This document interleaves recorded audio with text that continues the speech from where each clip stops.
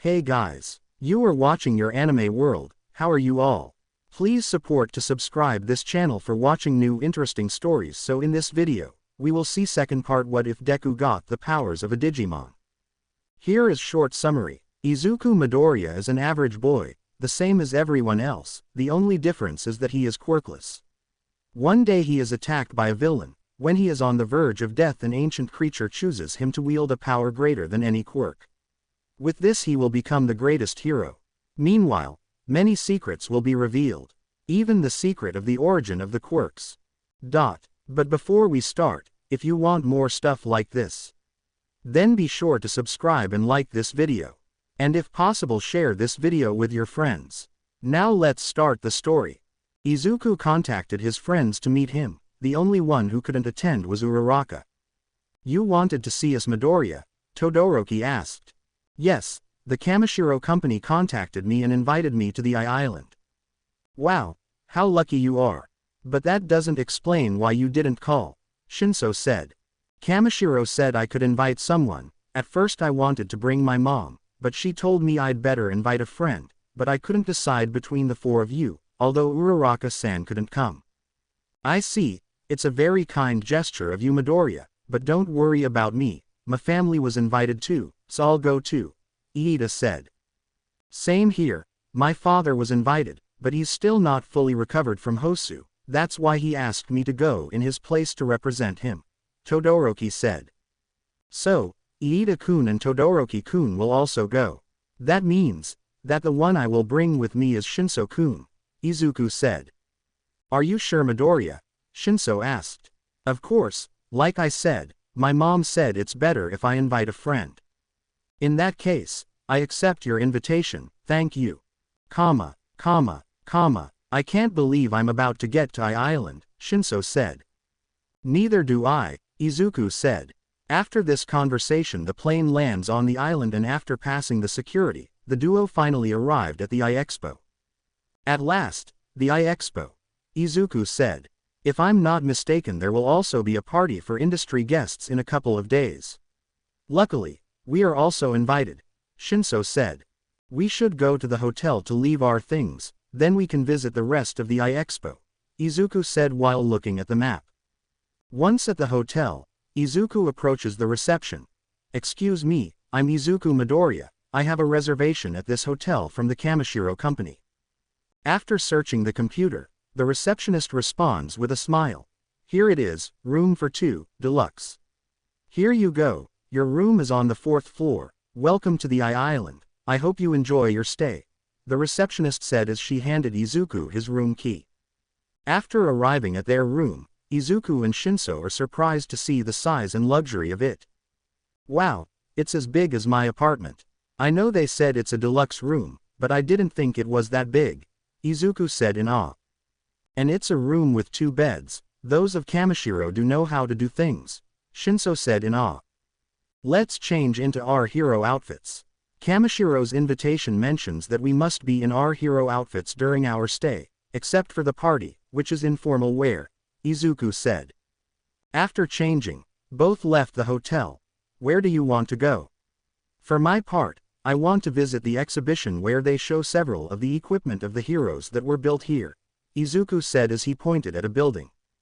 "I wanted to go to the combat simulator or the stadium where a robot destroying competition is taking place," Shinso said. "What do you think if we separate and each one visits what they want? At lunchtime we get together to decide what to eat," Izuku suggested. "Sounds good to me, but what about Iida and Todoroki? They are here too, right?" Shinso said. "If we cross paths we invite them. It's a big place, so I don't know where they can be," Izuku said. "Okay, see you later then," Shinso said as he looks in the direction of what appears to be a stadium. Izuku also leaves for the building he wanted to go to. Izuku is having an amazing time. He is seeing a lot of support equipment used by many heroes. "This place is amazing. This is the hovercraft used by a former hero. But it's not just any hovercraft, it's the first hovercraft created by his second support agency after the first one went bankrupt." "I see you know a lot about heroes," a voice snapped him out of his thoughts. Turning to see who told him that, he found a girl. The girl is a shapely and attractive pale-skinned young woman of slightly above average height with quite a round face.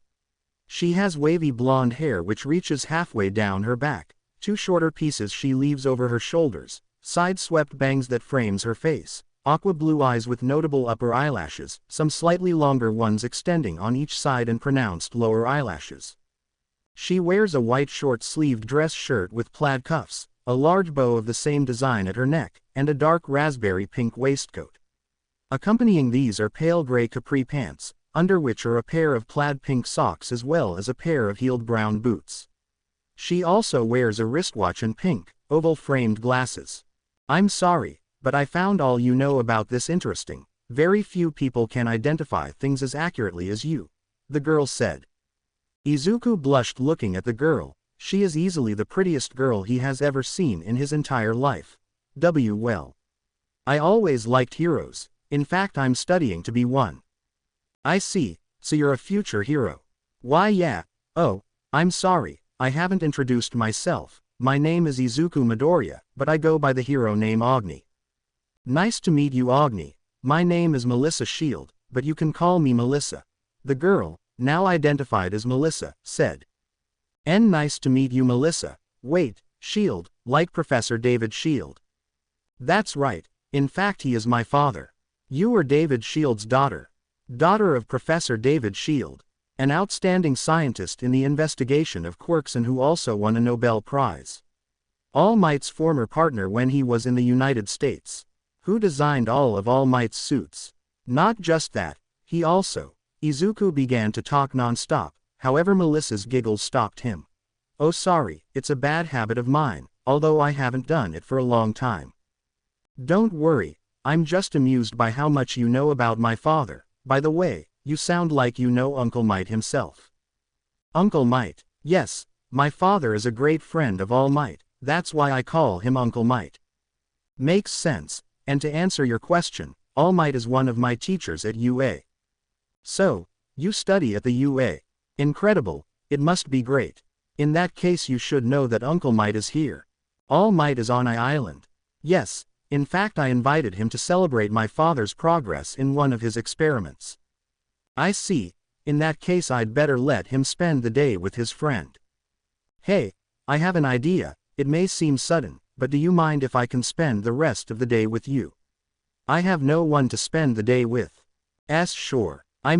Sure, I actually came here with a friend, but we split up as we each wanted to go see different things. Thank you very much, I can't wait to meet more future heroes. After this, Melissa showed Izuku the rest of the things in the place. This is incredible, it doesn't look like an island built by humans. There are quite a few things and several heroes too, said an excited Izuku. That's how it is, we have all the comforts of a real city. This is because the scientists and their families have a confidentiality agreement, so they cannot leave. I see, still, this is amazing. There will also be a party for industry guests in a couple of days. Yes, I know, my Shinso-kun and I are invited. In that case, do you think I can go with you? I am also invited. Sure, thank you, come on, there are still a lot of things to see, Melissa said as she showed Izuku the rest of the place. While they were looking at an invention, Izuku decided to ask Melissa something. I assume you attend the academy on Island. Yes, I want to be a scientist like my dad, Melissa said happily, however Izuku could see a hint of sadness in her expression. When he was about to ask, someone interrupts them. I see you're having fun, Deku-kun. Hearing this, both turn around to see Uraraka, in her hero costume, with a slightly annoyed face and a forced smile. Uraraka-san, what are you doing here? I see you're having fun, Deku-kun, Uraraka said without changing her expression. Izuku couldn't say anything because someone else called their attention. I see you're here too, Midoriya. It was Momo, also in her hero costume. I didn't know you had an invitation, Midoriya. Jiro was here too, just like the others, in her hero costume. Why yeah, I was invited for winning the sports festival. By the way, Shinso-kun is here too, they gave me permission to bring someone with me. Your friends? Melissa asked. Yes, they are also my classmates, Izuku said. Cool. Hey, why don't we go get something to drink? The blonde girl asked. Some cafeteria. So, all of you have worked with professional heroes. Cool. Said Melissa. Well, it was training more than anything else. The only one who had a real experience of all of us here is Midoriya. Momo answered. It's still amazing. Melissa said. Here are your drinks. A waiter said. However, the girls and Izuku recognized his voice and were surprised to see who it was. Kaminari-kun, what are you doing here? Izuku asked. They need part-time staff for the exhibition and that's why I applied, answered Kaminari. I guess as also your classmates, said Melissa. That's right, Kaminari said. Izuku was about to say something but was interrupted by someone. Why do you stop to talk? It was Iida, who was in his hero outfit and was running towards them. If you are going to earn money, you must work harder. So here you are, Iida-kun, Izuku said. Of course, although of all my family, only I could come. So, you too, Iida-kun. I also received invitations because my father is a shareholder of the sponsors of the I-Expo, said Momo. And since Yaomomo had 2 extra invitations, among the girls we competed to see who would go with her, and that is why we are here, Jiro said as Uraraka nodded. Izuku was about to speak but an explosion caught her attention. Arriving at the place they could see that it was a type of competition. Then the announcer began to speak. Completion time, 15 seconds. First place. It's Shinso-kun. Hey, Shinso-kun over here, Izuku called his friend, who was transformed in Strabimon. Midoriya, Shinso said before jumping up and landing on the railing in front of the group. I see there are other people too, Shinso said as he greeted the people he knows. In that he turns to see Melissa. And you are? I'm Melissa Shield, you must be Hitoshi Shinso, right? Shinso steps down from the railing to the ground and returns to his human form. I guess Midoriya told you about me. That's right, nice to meet you. What an interesting quirk, I had never seen anything like it, Melissa said. It's not that weird. In that, Shinso addresses Izuku. Since you're here, why don't you try it too, Midoriya? Sure, I have nothing to lose by trying. Looks like we have a new contestant. Getting ready, Izuku pulls out his D-scan, which doesn't go unnoticed by Melissa. I had never seen anything like it. In that, he notices that Shinso has a similar one. He also has one. What does this mean? His question is answered when Izuku transforms into Flamemon. He also does the same. Maybe they are related in some way. No, maybe it's a very strange coincidence. Amazing. 16 seconds. Second place. That was amazing, Deku-kun, cheered Uraraka to Izuku who just came back. Gee, thanks. I was close to first place. Amazing. The announcement got everyone's attention. 13 seconds. He's in first place, said the announcer while Todoroki, in his Paildramon form, was standing in the arena. He froze all the robots. Todoroki-kun, that caught the boy's attention. I see all of you came, said Todoroki, in his human form. He was now with the rest. It must be great to be at UA, said Melissa. However, in her mind other thoughts occurred. He can also do the same. This definitely can't be a coincidence. I should ask Izuku, but maybe it's a secret. I better ask him in private. Some time later. It was 6 p.m. and the I-Expo had closed for today. In the cafeteria, Kaminari was on the floor totally tired. It's just the pre-opening and I'm already very tired. At that moment the rest arrived to see him. You worked really hard today, Iida said as he handed them 2 tickets. What is this? Asked Kaminari. Invitations for the party, answered Momo. For me? Asked Kaminari. Melissa got some invitations for you, as a reward for your hard work, said Jiro. Thank you, Kaminari said. Now that everything is settled, I am leaving. See you tomorrow, Iida said as he walked away. Todoroki did the same. We are leaving too, Momo said as she and the other girls left. I guess it's time to go back to the hotel, Shinso said, but before he and Izuku were able to leave, Melissa interrupted. Wait, Izuku, can you come with me? I want to show you something. Sure, I guess we'll meet at the hotel, Shinso-kun. Sure. After this Shinso leaves. Island Academy campus. This is the campus of the academy where I go, Melissa said as she showed Izuku around the place. And this is my experiment lab. Upon entering the room, Izuku is surprised to see the number of machines that were in the place. Wow, this is great. I can't believe you're doing research in a place like this. In that Izuku realizes the trophies that Melissa had. You really are talented. I do not think so. My grades are not that good, Melissa said as she searched for something among her experiments. So, what do you want to show me? Izuku asked. In fact, I want to ask you something. I just wanted to do it in private. I see. So, what is it? I noticed that your quirk is some kind of transformation and that you use a device to do it. However, I did notice that Todoroki and Shizno also do the same thing and have the same device as you. Oh, that. It is somewhat complicated to explain. Before that, I want to ask you if you know anything about the news of the evolution of the quirks. Yes, the director of the UA said that 3 students had evolved their quirk or something similar. Wait, are you 3 those students? Yes, that's why our quirks are similar. Since we need to evolve to be able to use the new level of our quirks, this device, D-scan we call it, makes us take the necessary form to use our quirks, evolve, in other words, Izuku explained. I see. Sorry if the question was somewhat aggressive. Don't worry. By the way, while we're here, I can ask you another question, Izuku said.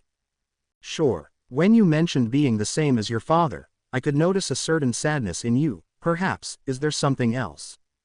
Melissa was silent for a few seconds, but then she decided to answer. You see, before that, I wanted to be a hero, just like everyone I guess, but in the end my dream became impossible.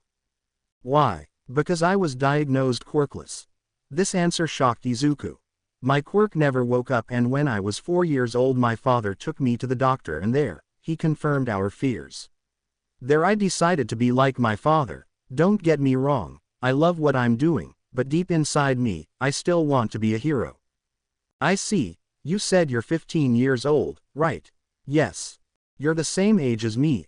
Apparently, we have more in common than it seems. What do you mean? I was quirkless too. For a long time, I didn't know I had a quirk until a few months before I entered UA. But how can you not know you have a quirk? Apparently my quirk evolved very early, and I couldn't use it because I didn't know I needed a D-scan. It wasn't possible to detect it in the traditional way either. It wasn't until shortly before entering the UA that I was able to use it. So, I can say that I understand you, Izuku said. I see. After this, Melissa smiles slightly. I may still have some hope, you know. Who says? Maybe the same thing is happening to me. Yeah, maybe. Izuku smiled. He knew that was a lie though, but he didn't want to take away Melissa's hopes. Who says? Maybe one of the remaining warriors will choose her. Hotel. Izuku entered the room. I see you arrived. Shinso said. What did she want to show you? Nothing. She wanted to ask me about the D-scan. She finds it strange that Todoroki, you and I can do the same thing. I see. What did you say to her? What Nezu said to tell people in case someone asks us about this. Good. By the way, Iida said that we all meet tomorrow at the entrance of the place where the party will be, so that we can all go together. Great. I'll let Melissa know. Good. Well, I'm going to sleep. It's been a fun day. Night. Izuku said, and after telling Melissa of the plans he also goes to sleep. Izuku and Shinso arrive at the meeting place with the rest. Both dressed in formal clothes. Izuku wears a red suit with his signature pair of red shoes. Shinso for his part had on a purple suit with gray details. Upon arrival they meet Iida, who has a blue suit, Todoroki, with a white suit, and Kaminari with his waiter suit, which is formal. Sorry, we're a little late, Izuku said. It seems that people are still missing, Shinso noted. In that, the door opens, and their 3 classmates enter. Sorry for being late, but Jiro-san took longer than expected, Momo said. Momo wears an elegant light green sleeveless dress, a pair of white heels, while her hair is tied in a different ponytail than she usually wears. Jiro is wearing a pink and purple dress, on top of which he has a leather jacket and 2 purple gloves. She has long gray socks and her shoes are pink. Her hair is tied up and has a pink flower on it. Lastly, Uraraka is wearing a pink dress, long black stockings, and a pair of purple heels. In her hair she has a black ribbon with a white flower. "Sorry, I'm not used to wearing clothes like this," Jiro said. "I think you look stunning," Kaminari said while giving a thumbs up. In that he receives an attack from Jiro's Jack. "You don't like compliments." "It's my first time wearing formal clothes," Uraraka said as she approaches Izuku. Well, I think you look." Izuku doesn't finish speaking as he turns to the entrance and what he sees makes him blush. Melissa had entered. Her formal look is her hair up in a high ponytail that is tied with a large black bow with bangs swept back underneath a red headband, while her face framing is left loose. She has golden earrings which hang from her earlobes, and she doesn't wear her glasses. She wears a strapless dress with a sweetheart neckline. The upper half of the dress is a deep blue, while the skirt is a pale powder blue. Separating the 2 segments is a black cloth belt with a large white rose that sits slightly to her left, covering where the material is tied. The belt matches the black ruffles underneath her knee-length skirt. On her feet, she wears white heels with straps and an open toe. Her toenails have painted a shade of coral pink, the same as her fingernails and lips. "Is everyone here already?" "Perfect. The party is about to start," Melissa said. Melissa, is that you? You look very pretty." I mean good, you look good," Izuku said as his blush grew. Hearing this, Melissa smiles with a slight blush on her cheeks. "Thank you, Izuku." Seeing this interaction, Shinso can only pinch the bridge of his nose and shake his head. Midoriya is awesome in many ways, but with girls he's pretty pathetic. "Very well, since we are all here, we should go inside," Iida said. However, when trying to open the door, it does not open. Weird. Suddenly the windows and doors are blocked by metal shutters.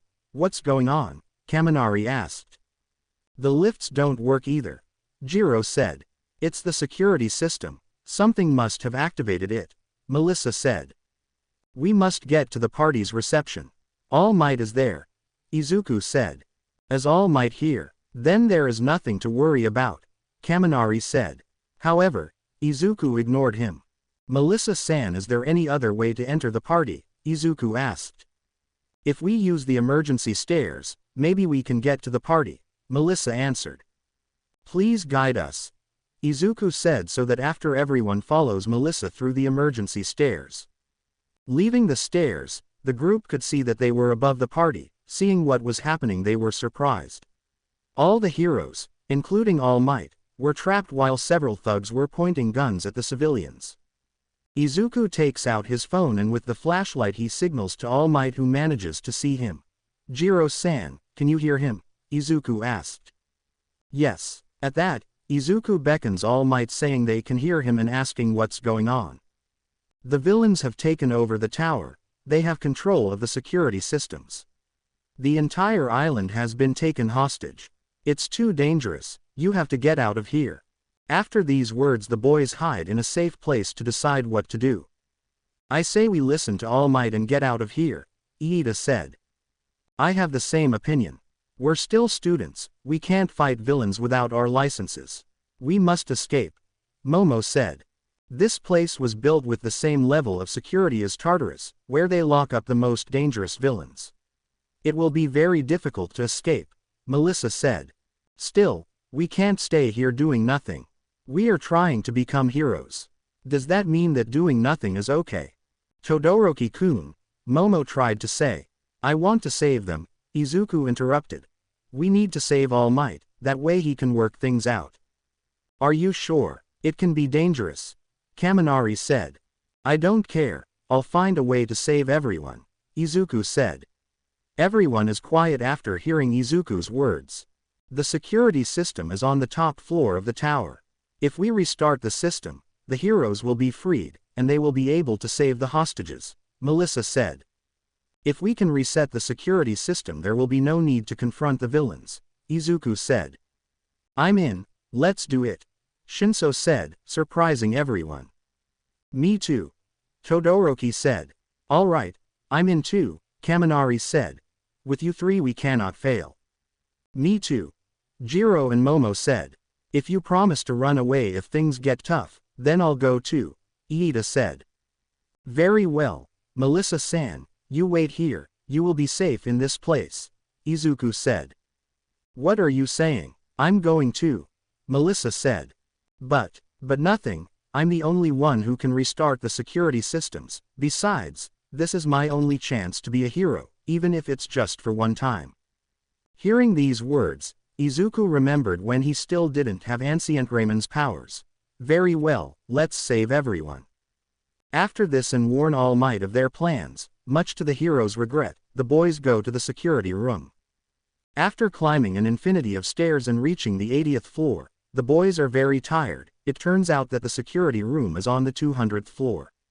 Being tired, Kaminari opens a door through which they can cut through. Unfortunately, that made the villains realize that they are there. The boys arrive at the plant nursery, where there is an elevator that can take them to the 200th floor.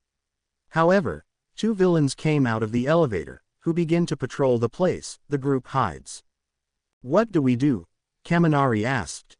You guys go ahead, Todoroki said. I'll take care of those villains. Todoroki-kun, Izuku tried to stop him. Don't worry about me, I'll be with you before you know it. After these words, Todoroki takes out his D-scan and charges against the villains. Evolution, transforming into Paildramon, Ice Age, and firing an ice beam that hits the villains. After this, Todoroki uses his ice to lift the group to a higher floor so that they can continue advancing. Go. Following this, one of the villains appears to transform into some kind of purple ogre while the other creates currents of air from his hands. 2 against 1, you really are a fool if you think you can beat us, said the ogre villain. And you are fools if you underestimate me. The villainous ogre charges at Todoroki, who dodges the attack. Meteor hail, and from one attack he sends the villain flying. However, he quickly begins to dodge the other villain's compressed air attacks. Ice Age. As Todoroki fights, the rest of the group arrives at the 130th floor, which is guarded by hundreds of robots. The group don't know how to advance. It seems that the villains changed their tactics. Now they want to capture us, Iida said. How do we get past these robots? Kaminari asked. There is no other alternative. Jiro-san, Yaoyorozu-san, Kaminari-kun, Uraraka-san, it's time to fight, Iida said. What are you talking about? Moving forward without fighting is now impossible. We don't know what lies ahead. That's why Midoriya-kun and Shinso-kun must go ahead with Melissa-san, Iida said. No, we can find a way to avoid the robots, Izuku said. No, Iida-kun is right. You must continue. There is no other alternative, Momo said as she created a pair of weapons and handed one to Uraraka. But, Midoriya, I think they've already decided. Let's go, Shinso said. Right, good luck guys, Izuku said. Okay, let's go. In that, the group charges. Iida starts destroying robots with his kicks. Kaminari electrocutes them. Momo and Uraraka destroy robots with the weapons that Momo created, and Jiro destroys robots with her jacks. The trio is close to reaching the 200th floor. However, the next floor can only be accessed via an elevator or through a trapdoor, which is in the ceiling. Damn, now what? Shinso said. I think we can reach the trapdoor. Are you sure? Shinso asked. Yes, Agunimon and Lobomon shouldn't have a problem jumping to it. Good. Melissa-san, please climb on my back, Izuku said, and the girl does what is indicated. Let's go, Izuku indicated. Evolution. Both boys screamed, transforming into Agunimon and Lobomon. They are different from those of that time, Melissa thought. Both boys jump, and thanks to their physical enhancements from the transformations they have no problem reaching the next floor. We arrived, Shinso said, quickly blocking an attack from a villain, who attacked Shinso from behind with his hand transformed into a weapon. Midoriya. Crimson Nuclei. Izuku quickly attacks the villain and knocks him out. We have to hurry, Shinso said. Yes, Melissa-san, please don't let go, we'll increase the speed to get there faster, Izuku said. Yes. Melissa said, clinging tighter to Izuku's back. Both boys start running at high speeds, on the way knocking out various villains who were trying to stop them. David's shield is in the security vault, located in the same place as the security room. He is looking for something. In that he manages to get a briefcase which had a device inside. Finally, I'm glad to know that what I organized paid off. Father. In that David turns to see his daughter, on the back of what he thinks is a hero. What do you mean you organized? Are you behind this incident? Everything to get that device. After being cornered, David decides to admit it. Yes. What? Why? This device is able to increase the power of the heroes, without using a drug. However, the committee did not see it that way. They decided to close my invention and take all my things. That's why I hired these villains to get it back. This must be a lie. My father would never do something like that, Melissa said, tears in her eyes. Why? I do it for All Might. David said. You may not know it, but his quirk is disappearing. This surprises the trio. With my invention I can prevent that from happening. All Might's quirk is disappearing. That explains why he's always in such a hurry after classes are over, Izuku thought. Everyone is risking their lives. Do you have any idea what Izuku and his classmates had to go through to rescue the hostages? What do you mean? David asked. The villains are actually supposed to be actors and they should be acting. Of course we are pretending. Someone said. Suddenly a bullet hit David's stomach. We pretended to pretend we were villains, the head of the villains said. He is a tall, bulky man with dark red hair and yellow eyes.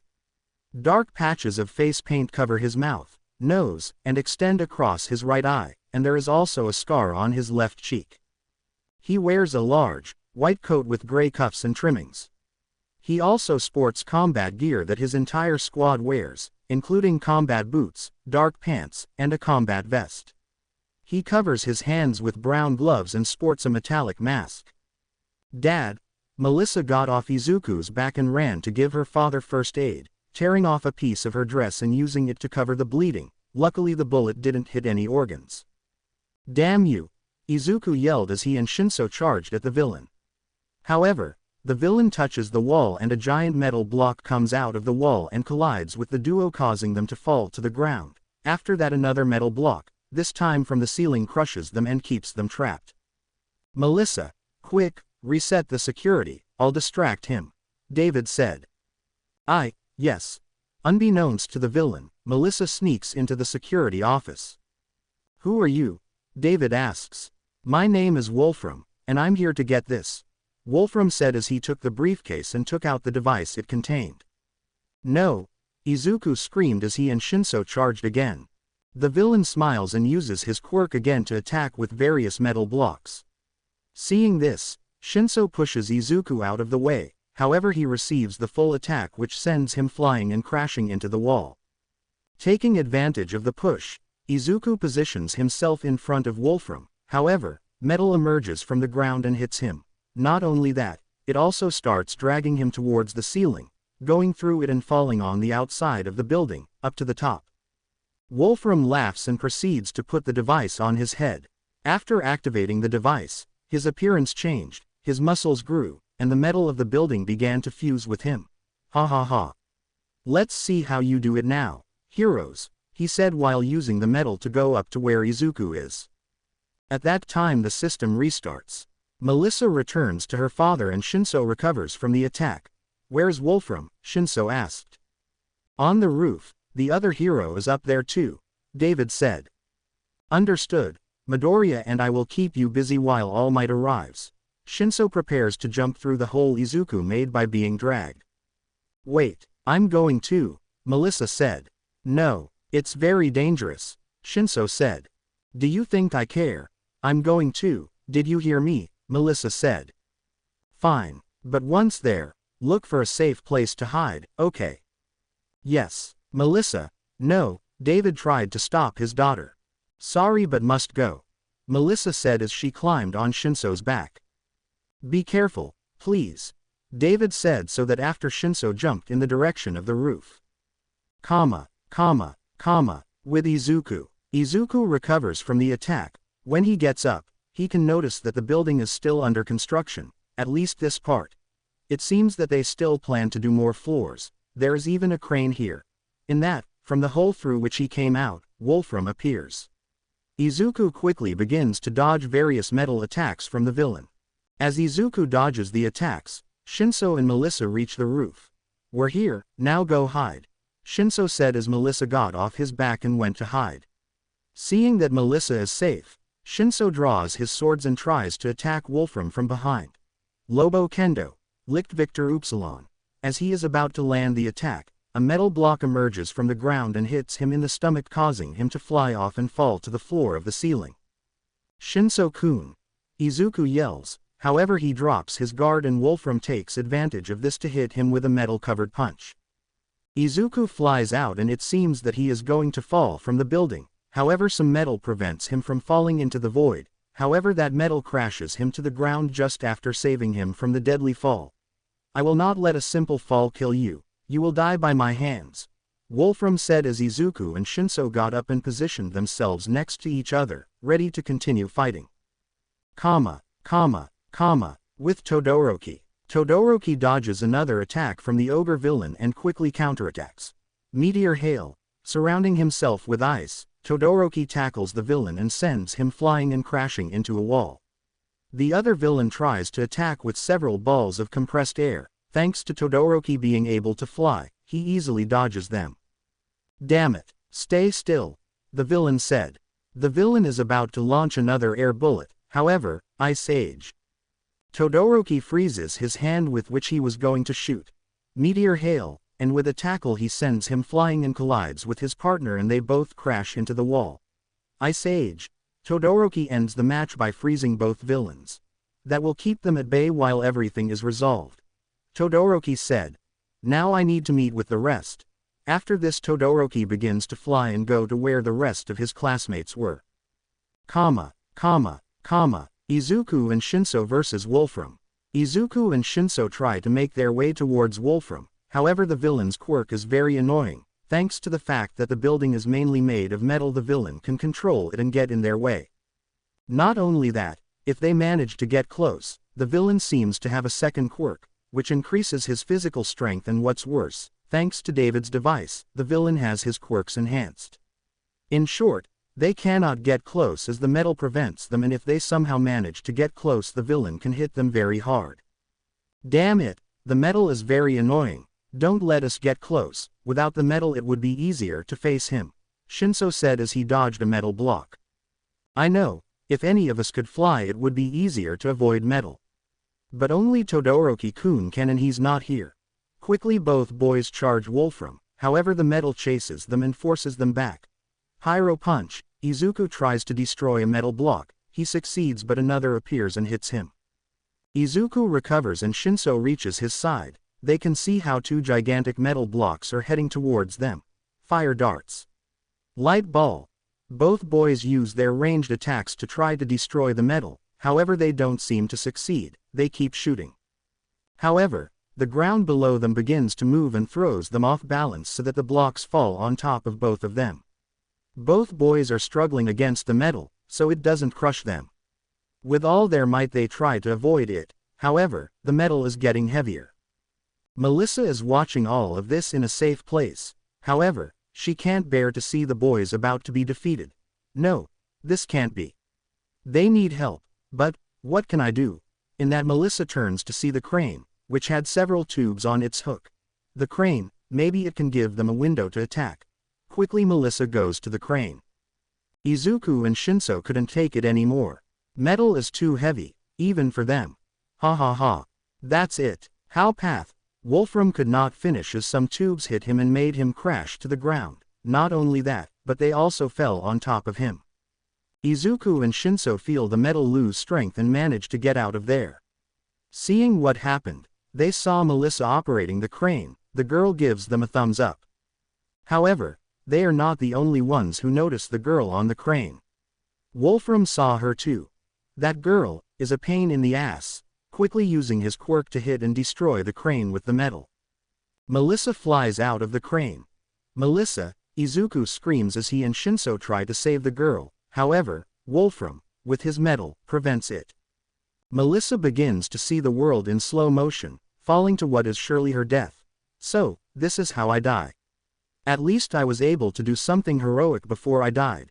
Melissa closes her eyes, waiting for the final impact. However, it never comes. In fact, it doesn't seem like she's going to continue falling. The girl opens her eyes, and to her surprise, it wasn't Izuku or Shinso who saved her. It was something more like a spirit, for lack of a better word. This surprised everyone, including Wolfram, who didn't move by the surprise, allowing Izuku and Shinso to recover for a moment. Midoriya, that's ancient Kazemon. Shinso said. Yes, that means Melissa was chosen, Izuku said. Melissa lands safely while watching her savior. After that, the spirit begins to disappear. However, something remains behind. A device. Seeing it, Melissa quickly identifies it as the same device used by Izuku, Shinso and Todoroki, only that this one is pink with purple. Without thinking twice, she takes it. As this, Melissa thought. Remembering how Izuku, Shinso and Todoroki transform, she decided to try it too. Data appears on Melissa's right hand. Execute. The D-scan makes contact with the data. Spirit evolution. Data begins to surround her. Inside the data, Melissa's clothes were stored inside the D-scan, in that several screens appeared around Melissa. Each screen shows what appears to be a piece of pink clothing. Soon each screen joins to form two screens, one behind Melissa and one in front, each screen showing the full clothing, kind of revealing, to be honest. In that, both screens begin to approach Melissa. Once they make contact with her, Melissa begins to change. Several seconds later, the transformation is complete. The data disappeared, and instead of Melissa there was Kazemon, a fairy Digimon with long purple hair, fair skin, and 4 green stripes on its face. It wears a pink bra and pink panties, a high-waist pink belt above its navel, and large, pink boots with green soles, purple heels with butterfly wings attached, green borders at the top, yellow and red circles, and white knee pads with 4 green diagonal marks coming out of it, forming the butterfly image on each knee. It also wears purple armbands under metallic gauntlets with brooches at the wrist that are adorned with the symbol of the spirits of wind and have butterfly wings attached, silver shoulder pads, and a visor with a final pair of butterfly wings attached. After the transformation, Melissa begins to see herself. This is me. Why do clothes have to be so revealing? Well, that's not important at the moment. The girl turns to Wolfram. Wolfram, I will also be your opponent. The girl starts to fly, as if she always has, and heads for Wolfram. I don't know how I can fly without practicing. It feels like I've always done it. Damn girl, I don't know how you did that, but you won't beat me, Wolfram said before attacking with several metal blocks. Thanks to being able to fly, Melissa easily dodges all of Wolfram's attacks and manages to get closer to him. The villain tries to hit her, but thanks to her agility and light body, Melissa manages to dodge the blow. Tempest twist. Melissa performs a handstand and unleashes a whirlwind kick, which knocks Wolfram to the ground disoriented. Izuku and Shinso arrive with Melissa. Melissa-san, you are amazing, Izuku said. Thanks, I can finally fulfill my dream, Melissa said. Welcome to the club, Shinso said.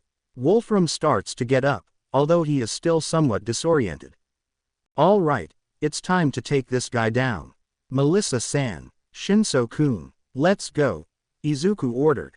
Melissa gets ahead of the boys. This makes Wolfram focus on her and try to attack her with the metal. The girl dodges all the villain's attacks. Stupid girl. You won't be able to beat me just by dodging. I'm just distracting you, metalhead. In that, Izuku and Shinso appear in front of Wolfram. He is unable to defend himself. They are very close. Combined attack. Shining burn slash. The two yelled in unison. Izuku surrounds Wolfram with a fire dragon. Shinso takes advantage of this to slash with his swords, causing fire and light to hit Wolfram. After receiving the attack, the villain is suspended in the air, very weak but still conscious. You haven't defeated me yet, he weakly said, in that Melissa appears in front of him. Don't forget about me, flowery gust. Melissa performs a kick with her left leg, right into Wolfram's stomach, and then another with her right leg, kicking Wolfram in the face. The villain falls unconscious to the ground, and not only that, but the kick was also so strong that it removed the device from his head, which was grabbed in the air by Melissa. Melissa lands while Izuku and Shinso arrive at her side. Melissa stares at her father's device and then throws it on the floor and destroys it with a stomp. This thing has caused more problems than it fixed. A few seconds later he realizes what happened. Wait.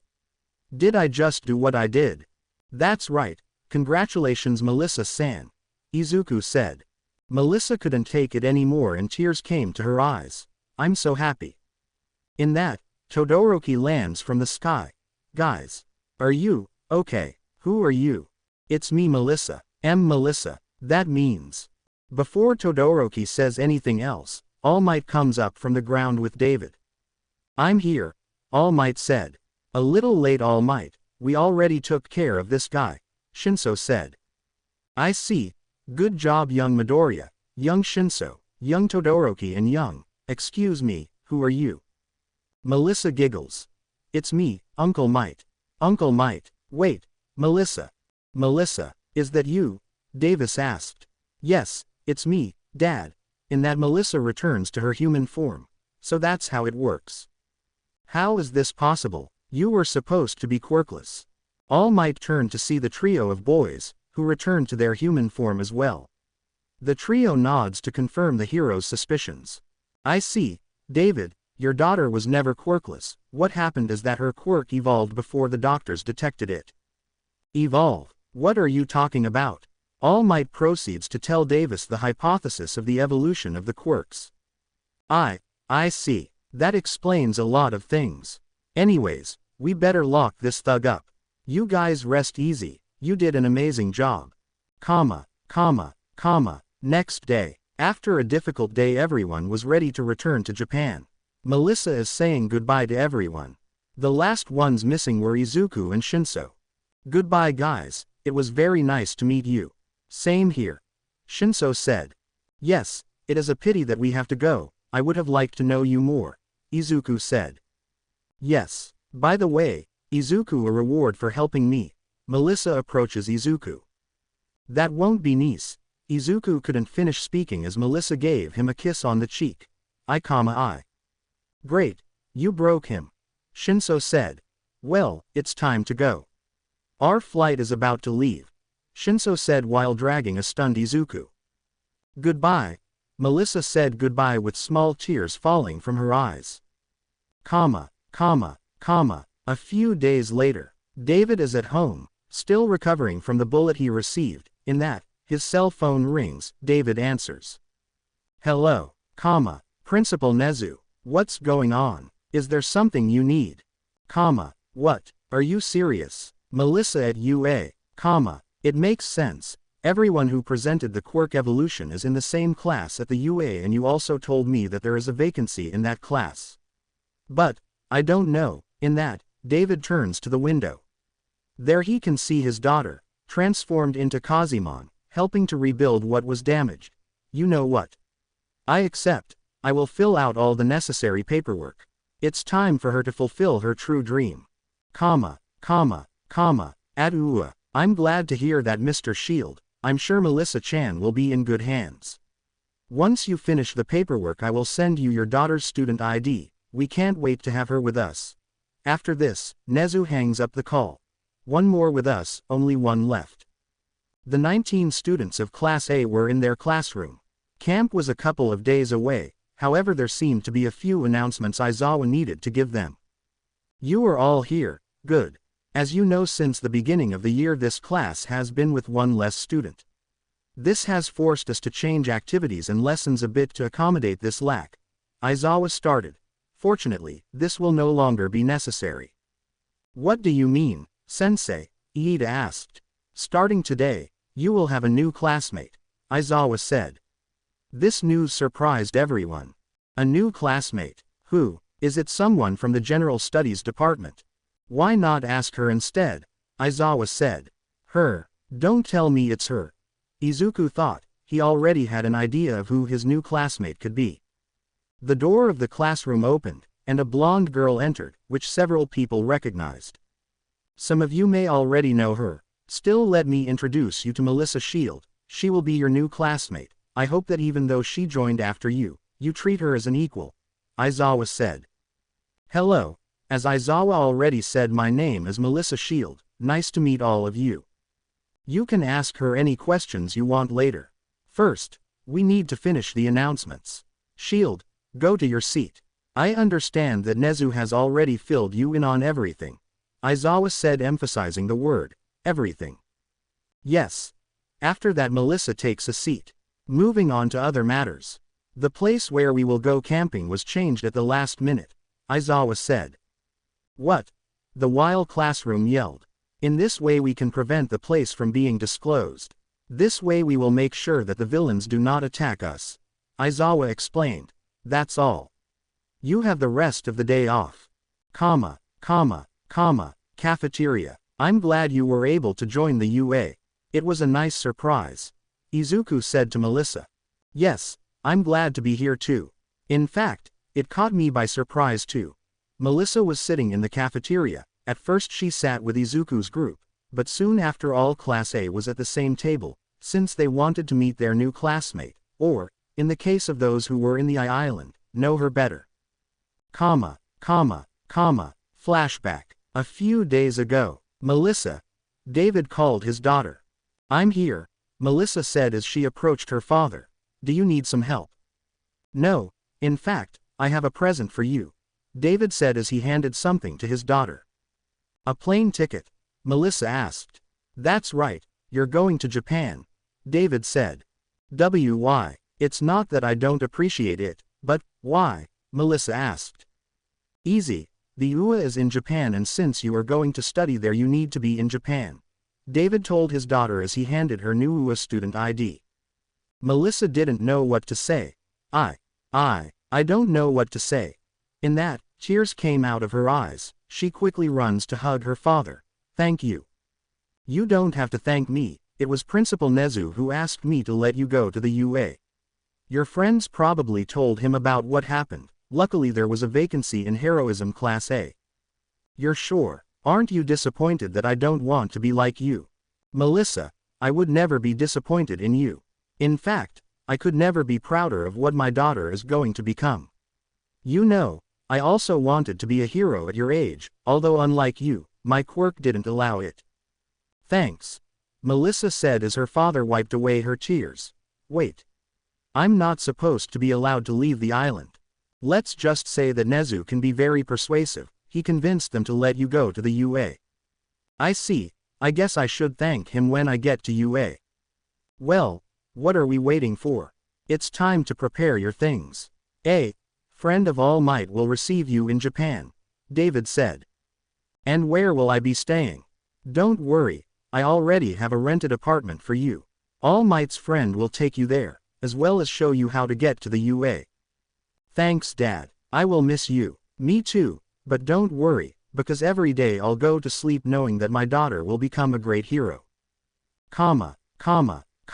I see, so it was thanks to Nezu that you're here," Izuku said. "Still, I'm glad there's another girl in the group," Mina said. "By the way, what is your quirk?" Kaminari asked. "You never told us what it is." "Well, I have this, so," Melissa said as she showed her D-scan.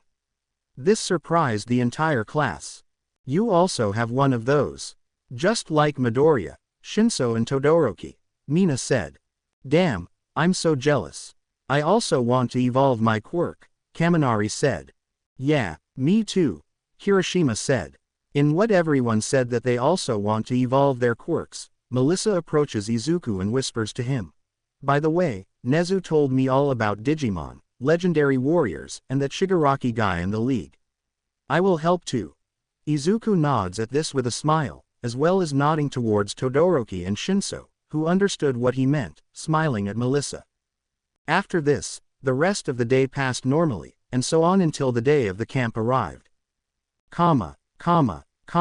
Camp day. Outside the UA, Class A is ready to go to camp. Everyone is excited about this, but suddenly. "What? Class A needs regularization courses. So, some of you failed," a blonde guy said. "Doesn't that seem weird to you?" Wasn't Class A supposed to be better than Class B? In that, the blonde boy receives a chop to the neck by an orange-haired girl. Sorry Class A. This guy is very strange. In that, the girl looks at Melissa. I don't remember seeing you at the sports festival. Oh yeah, it's because I wasn't even in the UA at that time. I just joined Class A just a few days ago. My name is Melissa Shield. Oh, I see, welcome to the course of heroes then. Don't worry, in Class B we are not like that, he is an exception, the girl said as she dragged the blonde to the Class B bus. All right guys, line up to get on the bus, Izuku said. I had forgotten that Izuku is the president of Class A. 1 hour of travel later. Very well, you can go down, Aizawa said as all the class gets of the bus. Wait, where are we? Where is Class B? If I told you that there is no reason to be here, it would be a lie, Aizawa said. Hey, Eraser, a female voice said. It's been a while. The class turns and can see two girls. One blonde and one brown hair. We are, the Wild Pussycats, both girls scream while posing. Next to them was a boy with a scowling face. It's the Pussycats, they'll be helping us, Aizawa said. They are one of the 4 groups of heroes that founded the Union office, an excited Izuku said. They specialize in rescue operations. This is the 12th year of. He couldn't finish because the blonde hero, Pixie Bob, grabbed him by the face. I have 18 years of heart. You are 18. While this is happening, the other hero, Mandalay, points to a place in the distance. The campsite is there, at the base of the mountain. So why did we stop halfway? Don't tell me. What if we better get back on the bus? Right now, it's 9:30. If you hurry, you will arrive at noon, Mandalay said. It cannot be. Let's go back. Kittens that do not arrive before 12:30 will not have food, Pixie Bob said as she used her quirk to push Class A off the road into the woods. Feel free to use your quirks while you're here, Mandalay said. This is not manly at all, Kirishima said after getting up. We better get moving, Izuku said. Suddenly, a beast made of dirt appears in front of them. Don't you think that's too excessive, Eraser? Mandalay asked. No, these guys have already been through harder things, even our new member. They are all capable of defending themselves, Aizawa said. Evolution. The chosen 4 quickly transform and in a combined blow destroy the earth beast. Wow, Melissa, so that's you. What's up with your clothes? Mina asked while several of the boys stared at her. It's not my fault. I don't choose my clothes when I transform. Hey, focus. Izuku, transformed in a Gunimon, said. We have to get to camp. Guide us, class president. Shinso, transformed in Lobomon, said. All right Class A, come on. 4 p.m. Finally, you arrived, Pixie Bob said. Unfortunately, there will be no lunch for anyone. What? But I'm starving. Sorry, when we said you have 3 hours to arrive, we were referring to our standards, Mandalay said. The truth is that you took less than we think. You did it very well. Especially you 3, Pixie Bob said as she looked at 3 of the chosen 4, the 3 boys. I can't wait to see you in 3 years. I want them for myself. Was she always like this, Mandalay? Aizawa asked. No, it's because she's already at that age, Mandalay said. Speaking of age, Izuku tried to say, however Pixie Bob took him by the face again. What's with that? There is something that caught my attention. Whose son is that child? Ah, you're wrong, he's my nephew. Kota, come and introduce yourself, you will live with them for a week, Mandalay said. Izuku returns to his human form. Hello, nice to meet you. My name is Izuku Midoriya and I am. Izuku couldn't finish as the boy hit him. There, you know, the D. Kota, you can't hit people, especially boys, there. I'm not interested in talking with people who want to be heroes, Kota said. Izuku, are you okay? Melissa asked as Izuku got up from the ground. I'll be all right, get your luggage off the bus, When you have left your bags in your rooms, go to dinner in the dining room. After that take a bath and sleep. The real challenge will start tomorrow, Aizawa said.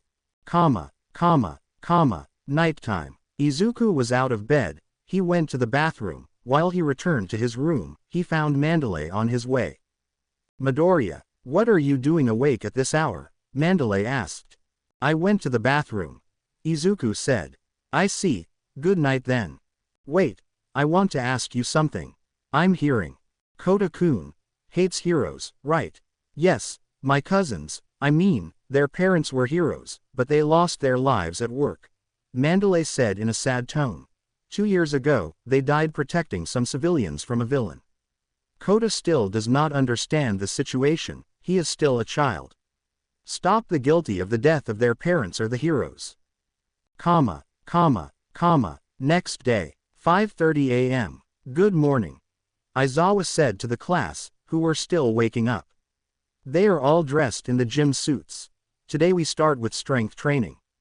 This is a preparation to face real hostile actions from your enemies. Prepare your minds and hearts. That being said, Bakugo, try throwing this. Aizawa throws him the same ball from the quirk apprehension test. Your previous score was 705.2 meters. Let's see how much you've improved. Oh, it's to see our progress. I bet he'll throw it over a mile, Kirishima said. Die. Bakugo using an explosion sends the ball flying. Aizawa's machine beeps and the teacher shows the result, and to everyone's surprise almost nothing changed. 709.6 meters. You gained a lot of experience after all the events that happened. They improved emotionally and technically. It's time to focus on physical development. As you can see, his quirks haven't developed much. Aizawa said. After that he turns to see the 4 chosen ones. Well, maybe the quirks of some have improved. Even so, from now on we will strengthen his quirks. In this training there will be some who want to die, so do me the favor of not dying. Class B is on their way to train their quirks. Class A has already excelled several times, now it's our turn. Vlad King, the Class B professor, said. Get ready, because this training will be very difficult. Once Class B arrived at the training site, they could see hell on earth. Everyone in Class A was training their quirks. Katsuki Bakugo. He tries to expand the size of his bangs by expanding the sweat glands on his hands. Ochako Uraraka. She tries to get used to the nausea of her quirk. In this way she will be able to increase the weight limit to which she can remove gravity. Momo Yaoyorozu and Rikido Sato. They ingest the energy needed for their quirks, this way their bodies get used to it. Sato tries to increase the time and effect of his ability while Yaoyorozu creates items while eating. Tenya Iida. Runs without stopping. Tsuyu Asui. She has pure physical training. She exercises her tongue and jumps. Yuga Aoyama. He increases his shooting time by shooting without stopping, despite the pain in his stomach. Denki Kaminari. He creates electricity non-stop, so he can increase his power as well as increasing the amount he can do before frying his brain. Masharao Ojiro and Eijiro Kirishima. Ojiro increases the strength of his tail when hitting it against a hardened Kirishima. Meanwhile Kirishima increases the hardness of his body when receiving Ojiro's attacks. Kyoka Jiro. She trains her jacks to improve their sound quality in addition to strengthening them. Mezo Shoji. He enhances his quirk by switching between replicas of his body while trying to find Hagakure. Toru Hagakure. She trains her stealth while hiding from Shoji. Honta Siro. He creates tape endlessly, despite the pain, to increase the amount he can produce. Fumikage Tokiyami. Accompany Dark Shadow into the darkness.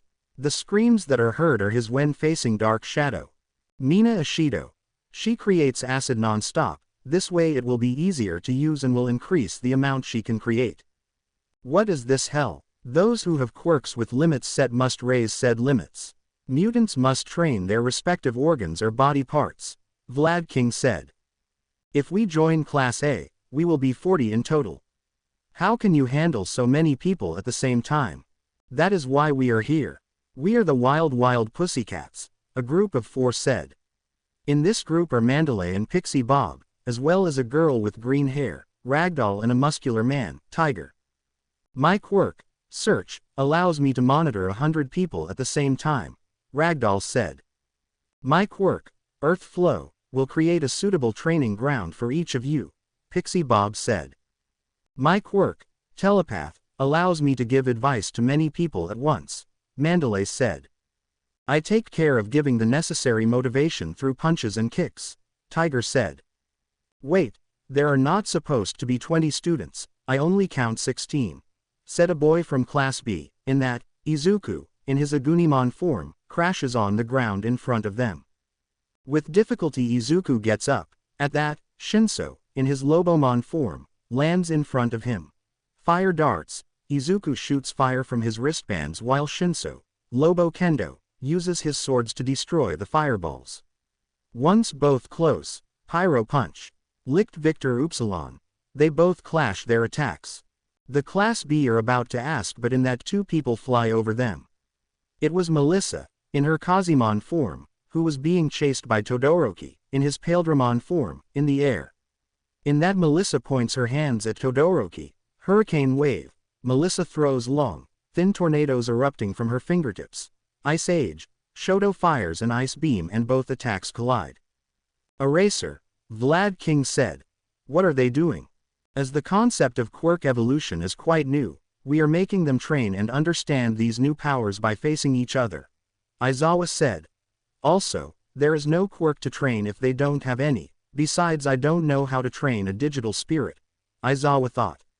After thinking that, Izuku and Shinso punch each other in the face and fall unconscious to the ground, returning to their human forms. Aizawa just shakes his head. 4 p.m. It's lunch time. Today's dish, curry, cooked by themselves. I think the taste of this is very questionable, but under these circumstances I think all of this tastes delicious.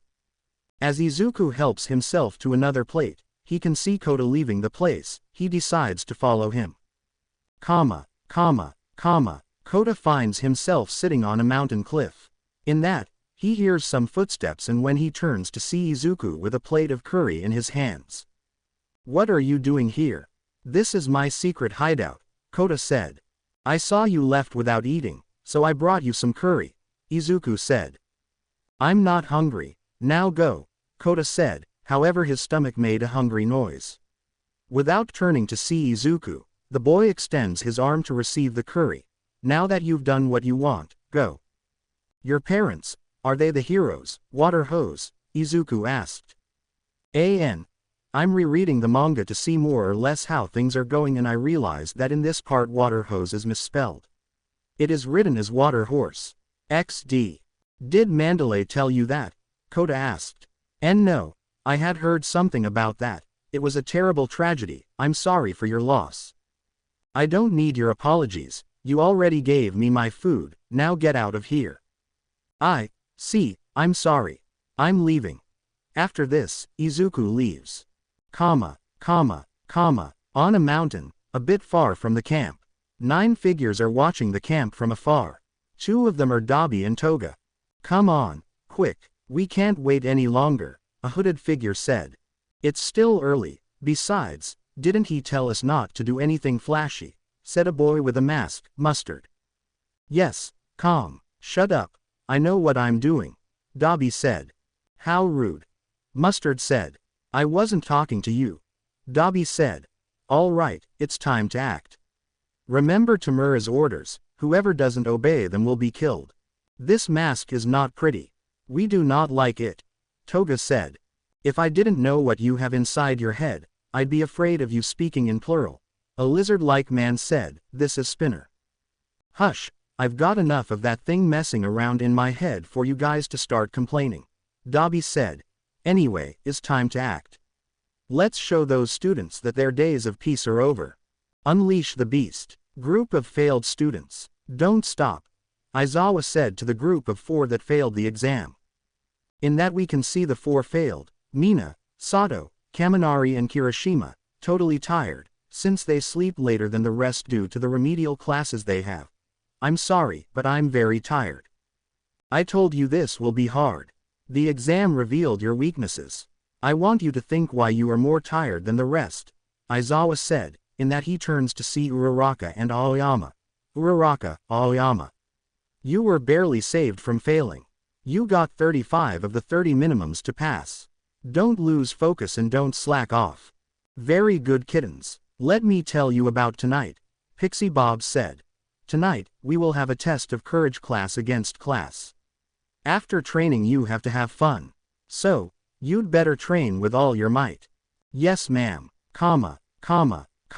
nighttime. After finishing today's training and after lunch, it's time for the test of courage. Our stomachs are full, and our plates are empty. The next is, Pixie Bob said. The test of courage. Mina finished the phrase. Before that, I have something to tell you, Aizawa said. The failed ones will have a special lesson with me from now on. It can't be. I'm doing this because today's training was worse than I expected, Aizawa said as he dragged the failings with his bandages. Forgive us. Let us play. All right, Class B will be the first to scare you off. Class A will go out in pairs every 3 minutes. Halfway there are some letters with your names, you have to go back with them. Ragdoll explained. Scarers can't touch other people, but they can use their quirks to scare. The winning class is the one that makes the best use of their creativity and the one that causes the most fear, Tiger said. Very well, it is time to make the pairs, and what better way than to make them randomly, Pixie Bob said. After a few minutes the pairs are ready. Pair 1. Tokiyami and Shoji. Pair 2. Bakugo and Todoroki. Pair 3. Jiro and Hagakure. Pair 4. Yaoyorozu and Shinso. Pair 5. Uraraka and Tsuyu. Pair 6. Ojiro and Shiro. Pair 7. Iida and Aoyama. Pair 8. Izuku and Melissa. We are the 8th pair. We'll be the last to leave, Izuku said to Melissa. Sounds good to me, Melissa said. 21 minutes later. All right, Group 8, it's your turn, Pixie Bob said. Let's go, Izuku, an excited Melissa said. Izuku was about to follow her, but suddenly a burning smell stopped him. Hey, is it me or does it smell like something is burning? Now that you mention it, Pixie Bob said, in that the hero can see black smoke in the distance. Look. Over there. Inside the forest we can see Donnie burning several trees. Shut up. You'll come out when I say so, Dobby said to Nothing. I don't care what you say, this is my body and I decide when you go out. Behind Uraraka and Tsuyu, someone is approaching. Are you ready? Because I'm dying to do it, Toga said to Nothing. Don't worry, I'll let you go out and play for a while. In the middle of the forest. Mustard was creating a poisonous gas. That's right, sleep, Mandalay. You have to, Pixie Bob tried to say, however something began to drag her so that later a piece of metal hit her in the face. The blow was so strong that it knocked her out.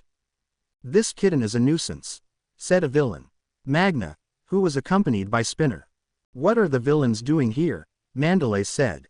Kota-kun, Izuku thought. Aizawa is taking the 4 failings to the facility to continue with the remedial classes.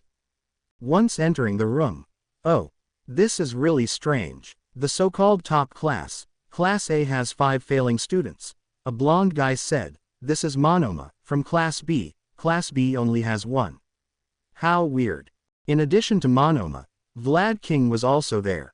Vlad, I want them to do the exercises this time, but, Aizawa started, however he was interrupted by Mandalay, who was using her quirk to communicate with everyone. 2 villains have appeared, and there are probably more. Those who can return to the camp facilities immediately. If you run into any villains, do not engage them under any circumstances, Mandalay announced. Damn it, Vlad, stay with the students. I'll go see what happens, Aizawa said as he ran out of the building. Once outside he could see how the entire forest is on fire. This is bad. So, you were the first out, Eraser, Dobby said appearing next to Aizawa. Vlad, Aizawa tried to call his partner, however a blue flame hit him. Greetings Ua High School, Spinner said. We are the Vanguard Action Squad. We're here, Iida said. Siro and Ojiro arrived at the place. What's going on? What do you think will happen if I crush this lady's head? Magna said, pointing her weapon against Pixie Bob's head. I won't let you, Tiger said while charging against Magna. I know you, Spinner said as he pointed at Izuku. You are one of the two who defeated the hero killer. At that, Spinner draws his sword, which is a set of multiple swords tied into one. This will be interesting. No, it won't, Mandalay said as she attacked Spinner. Class president. You are in charge. In that, Mandalay realizes that someone is missing. Wait, where is Kota? Hearing those words, Izuku remembers the place where Kota is hiding. Iida-kun, take everyone to a safe place. But, now, after these words, Iida takes Ojiro and Siro to the camp facilities. Mandalay. I know where Kota-kun is. After thinking for a few seconds, Mandalay makes a decision. Very well. Midoriya, I entrust you with Kota's security. Izuku started to head towards where Kota was. Izuku, however Melissa calls him. I'm going with you. No, stay here, the pussycats will need your help, Izuku said. But, Melissa tried to say, however something distracted them. Mandalay, what about Ragdoll? Tiger asked. I don't know, I can't communicate with her, Mandalay said. Izuku, Melissa said. Yes, I know, Mandalay. Izuku said, getting the hero's attention. Melissa can go see what happened to her. But she will need permission to fight. Granted. All right, now go, Izuku ordered. After this, both students headed to their destination. Evolution. They both shouted, transforming into Agunimon and Kazimon, then headed to their destinations. Itsuka Kendo is trying to pull her teammates through the gas, using her quirk to make her hands bigger and cover them from the gas. In that, she crosses paths with Shinso, who is transformed into Lobomon. Shinso, seeing them, quickly seems to call someone. Yaoyorozu, Awase. There are more people here. At that, Yaoyorozu and a boy from Class B, Yosetsu Awase, come out of the forest, both with a gas mask. Here, Momo said as she handed each one a mask. What is happening? Itsuka asked while Tetsu arrived while carrying an Inconsia Sabara in his arms. Villains are attacking the camp. We don't know how many they are, but one thing is for sure. One of them is causing this gas, we have to stop him, Shinso explained. What about the wounded? If we don't stop this gas, there will be more wounded. I guess you are right. Don't worry, Yaoyorozu managed to triangulate the villain's location. She and Awase will take care of carrying the wounded, I'll take care of the villain. You will need help, Tetsu said. Kendo and I will go with you. Very well, Yaoyorozu, Awase, will you be able to carry the wounded on your own? In that, Awase uses his quirk to weld the wounded to his and Yaoyorozu's body. Yeah, don't worry. We got them. Yosetsu Awase, quirk. Weld. Yosetsu's quirk gives him the ability to fuse objects together at an atomic level, although he needs to be touching both objects in order to fuse them. This quirk is effective on both organic and inorganic material. Very well, Kendo, Tetsu, let's go, Shinso ordered, and the trio went in direction of the villain. After several minutes of running, they finally reached where the villain causing the gas was. We found you, Tetsu said. So, 3 against 1, that's a bit unfair. At that, Mustard looks at Shinso. You were one of those chosen ones that Tamura says so much. Luckily, he gave me something in case I run into any of you. At that, Mustard snaps his fingers and a data portal opens behind him. A Digimon comes out of that portal. It wears long black pants with red flames on the legs and boots with skull designs on them. Its arms and torso are wrapped in chains, and it wears a skull-like metal mask on its face, only its red eyes and dark blue hair can be seen. Blue flames burn on its upper body. What was your name? Mustard asked. Skull Meramon. That thing can talk, Kendo said. Shit, a Digimon. He looks too strong for them to take on him, Shinso thought. Right, Skull Meramon, take care of him, Mustard said while pointing at Shinso. As you wish. After these words, Skull Meramon charges and takes Shinso away from there. Now we are fair, Mustard said. With Kota. Kota couldn't move at this moment. A hooded villain was in front of him. I came to look for a place with a good panoramic view and look, I found you. The villain said. By the way, you have good taste in caps, boy. Exchange it for this mask. Kota tries to run from the villain, however he appears in front of him. Do me that favor. From the villain's right arm came several muscle fibers that covered the arm. The hood also fell, and Kota could see the face of the villain. To his surprise, Kota recognized the face of the villain. It's you. You're the villain who, Mom, Dad. Kota couldn't move. The villain, Muscular, was about to hit him. However, someone managed to get Kota out of the way. It was Izuku, transformed into a Gunimon. Izuku positions himself between the villain and Kota. Don't worry, Kota-kun. I will save you. Who are you? Muscular asked. In that, the villain seems to be distracted for a moment, as if someone was telling him something. I see, so, you are one of those chosen ones.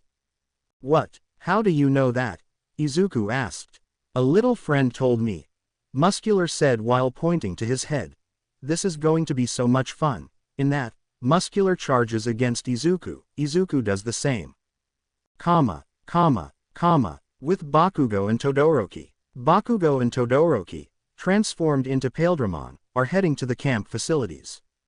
Will this gas be a thing of the villains? Todoroki asked.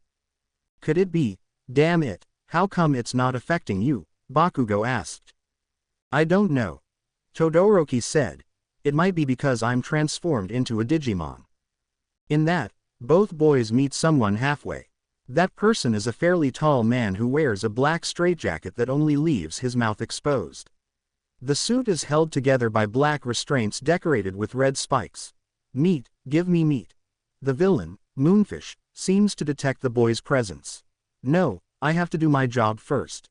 The villain said and then turned to see the boys. With Melissa. Melissa, transformed into Kazimon, arrives at the place where Ragdoll is supposed to be. To her surprise, the place is somewhat destroyed. Oh no, I've arrived late. In that, the girl could see a small trail of blood, which stopped at what appears to be tank tire tracks. Melissa decides to follow the tracks. In the distance, an unconscious Ragdoll is being carried on the back of a Digimon. That Digimon has the appearance of a tank. Its name is Tankman. Damn it, everyone is facing someone and here I am carrying this human. What a waste of time for my abilities. You, stop right now and drop Ragdoll. Melissa, following the tracks, arrived at the place. Oh, one of Ancient Kazemon's descendants. Are you coming to save this human? Tankman said as he dropped Ragdoll on the ground, quickly aiming its cannons at Melissa. In that case you must beat me first.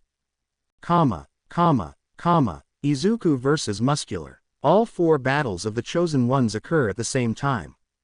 Izuku jumps to dodge Muscular's attack, quickly preparing his own attack. Pyro Punch, hitting the villain. However, the villain was not affected by the attack in the slightest. Quickly attacking with a punch, the villain sends Izuku crashing into the mountain wall. Ha. Is that all you have? How pathetic. This is just the warm-up, Izuku said before pointing his wrists at Muscular.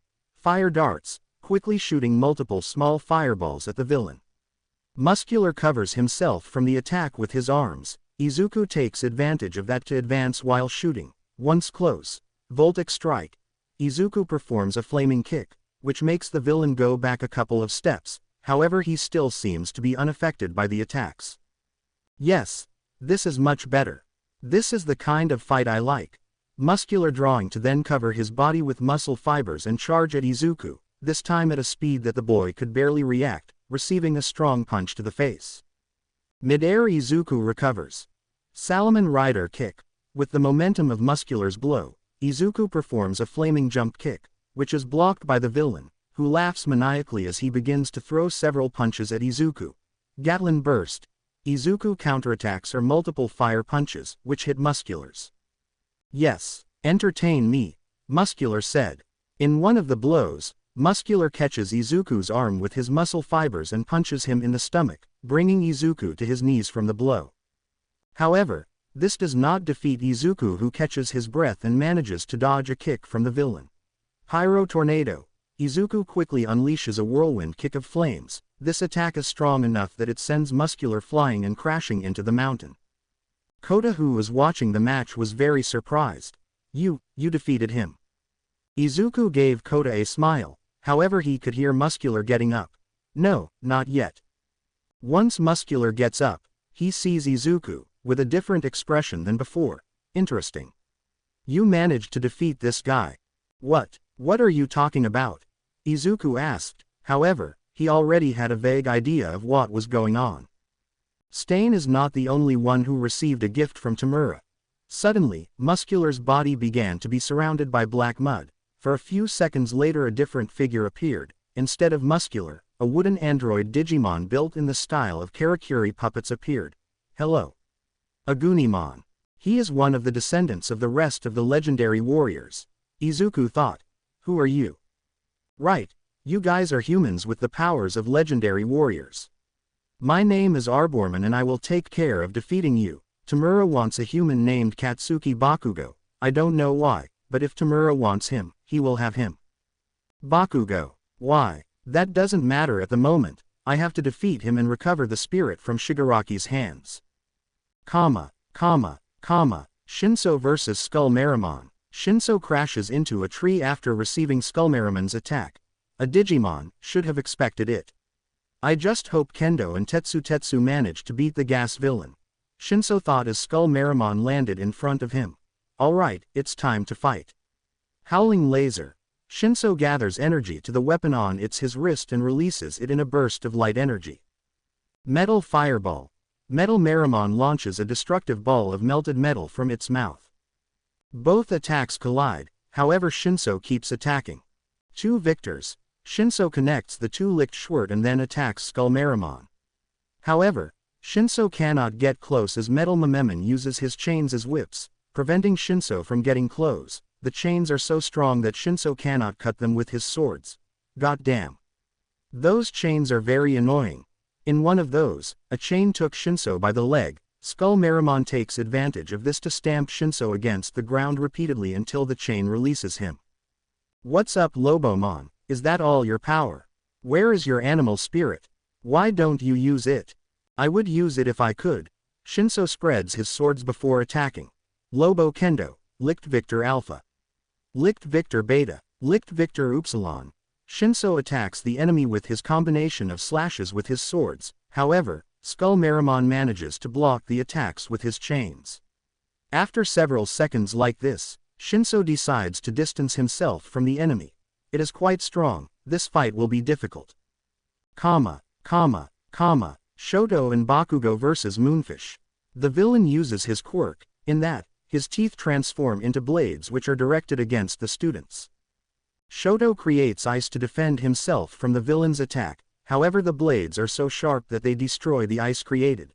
Very sharp, in that dodge several blades while Bakugo uses his explosions to dodge too. Ice Age. Shoto uses his ice beam to freeze some blades. Bakugo takes advantage of this to destroy them with his explosions. However, this was not enough. Moonfish continues to attack with more blades. F***CK. This guy never gets tired. Bakugo said. We have to defeat him. This guy will cause a lot of problems if he meets with the rest of the villains. Shoto said while dodging the blades. Don't tell me what to do. Moonfish continues to attack with his knives, causing both boys to keep backing away. They are too many. I can't freeze them all, Todoroki said. Damn snowflake. Bakugo said as he dodged the blades. He couldn't use his explosions properly since the blades limited the space. These blades are too annoying. If only I could stop them from coming out more. In that, Todoroki looks at the villain. His entire body is covered by his clothes, except for one point, his mouth. That's it. Bakugo. Get ready. Todoroki begins to approach Moonfish. Despite being hurt a little by the blades, he manages to get close enough to. Ice Age. Shoto fires his ice beam straight into Moonfish's mouth. Due to the attack, Moonfish gets distracted trying to destroy the ice in his mouth, leaving himself exposed. Now. Don't tell me what to do. Howitzer Impact. Bakugo makes a gigantic explosion which sends Moonfish flying, destroying several of the blades in the place. Both boys relax, however Moonfish gets up without much effort. Both boys prepare for combat, however a giant hand made of shadows hits Moonfish with incredible force that not only makes him fly, but also destroys his teeth and renders him unconscious. The cause of this? An uncontrolled dark shadow. Bakugo, calm down dark shadow with your explosions, Shoji said while drawing dark shadow. Bakugo unleashes a huge explosion that sends dark shadow back inside Tokiyami. Thanks, Tokiyami said. Are you okay? Todoroki asked. Yeah, luckily we were able to contain dark shadow before he did any more damage, Shoji said.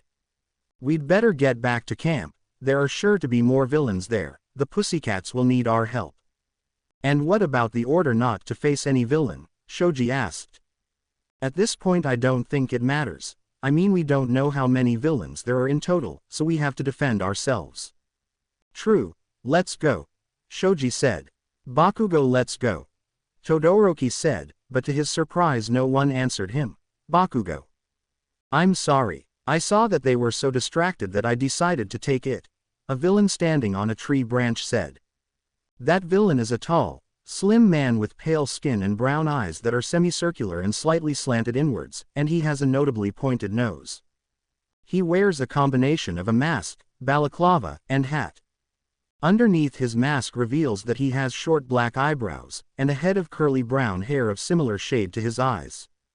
He wears a dark orange shirt, the collar left upturned and a green striped bolo necktie with an oval-shaped azure brooch hanging around his neck, a black waistcoat and black dress pants. He wears knee-high white boots with wedged heels and black toe caps, plain dark red gloves and a tall brown top hat, a red ribbon tied around it and a pale feather sticking out on the left side. The villain, Mr. Compress, shows a small blue sphere, which contains Bakugo inside. Now, if you'll excuse me, I'm leaving, he said before leaving jumping through the trees. Shit, Shoji, you and Tokiyami go back to camp, I'll go after that guy, Todoroki said, and without giving them a chance to reply, he starts chasing after the villain. Melissa vs. Tankman. Machine gun arms. Tankman starts shooting with his machine gun hands. Melissa starts to fly to dodge the shots. Once the shooting ends, Melissa prepares to fight back. Flowery gust, quickly kicking Tankman twice. However, Tankman manages to withstand the attacks almost without any damage. It has a very strong defense. You'll never get past my defense, Tankman said. Machine gun arms, the shooting resumed. Melissa does her best to dodge the shots. Luckily Tankman has a hard time doing it thanks to her being able to fly, and it's harder to hit a target in the air. Once again when the shooting ends, Melissa lands in front of Tankman. Tempest twist, she then performs a handstand and unleashes a whirlwind kick. Unfortunately Tankman manages to resist the attack. In that, Tankman manages to take Melissa by one of her legs. Hyper cannon. And then, fires a super powerful missile from the gun barrel on its head, which hits Melissa and send her crashing against a tree. However, the attack is not over yet. Machine gun arms, Tankman starts shooting in the direction where Melissa crashed. This time the girl couldn't fly in time and the shots did reach their target. Ha ha ha, is that all you got? Tankman said, but to his surprise a kick hit him in the stomach. When he saw who it was, he could see Melissa, with some wounds from the shots, giving her a strong kick. Melissa moved so fast that Tankman couldn't see the attack. Of course not. Do you think that with my speed and agility I would allow you to take my leg by surprise? In that Melissa rises a bit and points her hands at Tankman. I just let you attack me so I could take you by surprise. Hurricane wave. She then throws long, thin tornadoes erupting from her fingertips. These tornadoes hit Tankman and manage to knock him down. However, the Digimon manages to recover. Not bad, but that's not enough to beat me. Machine gun arms. Tankman said to start shooting. Melissa takes cover behind a rock to avoid the shots. Looks like that wasn't enough, Melissa thought, in that she remembers that she still had a few attacks that she hasn't used yet. Remembering those attacks, the girl blushes a little. I don't want to use those attacks, but I think I have no choice. When the shots stop, Melissa flies in the direction of Tankman. Love tap. The Digimon doesn't seem affected by the attack. However, a few seconds later, it can't be. It's the beautiful Kazimon. Hearts appeared in Tankman's eyes. The side effect of love tap is that the enemy falls in love with me. Although it can fail, luckily this time it worked, otherwise this would have been very embarrassing, which it already is. Melissa thought with a slight blush of embarrassment. Hey Tankman. Isn't it true that you will do anything for my love? Of course, Tankman said. In that case, let me destroy you, Melissa said. Anything for you, Tankman said as he exposed himself to Melissa. Wait a second. Hurricane wave. Taking advantage of the moment, Melissa launches tornadoes from her fingers which hit Tankman directly and, being exposed, he is destroyed by the attack, exploding into data. Perfect. I just hope I don't have to defeat all my enemies this way. After this Melissa takes a still unconscious ragdoll in her arms and proceeds to fly in the direction of the camp. With Tsuyu and Ochako, Uraraka and Tsuyu are facing Toga. The villain managed to take them by surprise and draw blood from Uraraka before Tsuyu separated her from her friend. I'll need more blood than this, Toga said before pulling out a couple of knives and charging at the girls. Tsuyu uses her tongue to push Uraraka away from the attack. Unfortunately Toga manages to hit Tsuyu's tongue, making a cut. Tsuyu-chan, Uraraka screamed. Tsuyu-chan, I like that name. Also, your quirk is very cute, she would like to meet you. What is she talking about? Tsuyu thought. Forget it, only my friends can call me that. In that case I will also be your friend, Toga said as she caught Tsuyu in a tree, quickly starting to draw blood from Tsuyu. However, Uraraka manages to sneak behind Toga and manages to grab her by the arm and throw her against a tree. Sui's-chan, are you okay? Uraraka asked. Yes, don't worry about my tongue, it heals fast, Tsuyu said showing her tongue, which is already healed. You girls don't fight that bad, Toga said as he got up from the ground. In that he seems to be distracted for a second and then smile. It seems that there is someone who wants to meet you. After this Toga charges against the girls, but while running black mud began to cover her. Tsuyu attacks with her tongue, however Toga jumps and manages to dodge the attack and land on a tree branch, but to the surprise of the girls, Toga's appearance changed. Her appearance is that of a girl with bluish-green skin, her clothes are now blue with navy blue details. His eyes are red with black pupils. Hello everyone, the beautiful Ranamon delights you with her presence, said the girl. Ranamon, Tsuyu and Uraraka thought. You, the frog-like girl, I really like appearance, I bet you are my fan, Ranamon said flattering Tsuyu's appearance. Your fan, I don't even know you, Tsuyu said while attacking with her tongue. Ranamon dodges the attack and lands between the girls, quickly attacking Uraraka with a kick sending her crashing into a rock, leaving her alone against Tsuyu. In that, Ranamon takes her by the chin. Don't be shy. You are not the first to be my fan, but you are definitely my favorite fan. It is a pity that we are on enemy sides, otherwise we would be great friends. After these words Ranamon uses the moisture of the place to create water and attack Tsuyu to then send her flying with Uraraka. Alright, it's time to finish this. Toga-chan was told to get blood from at least 6 people and she only has 2. No hard feelings, but I must eliminate you. Ranamon jumps up to attack the girls, however she is greeted by a mid-air kick to the face. The culprit, Melissa, who has just arrived.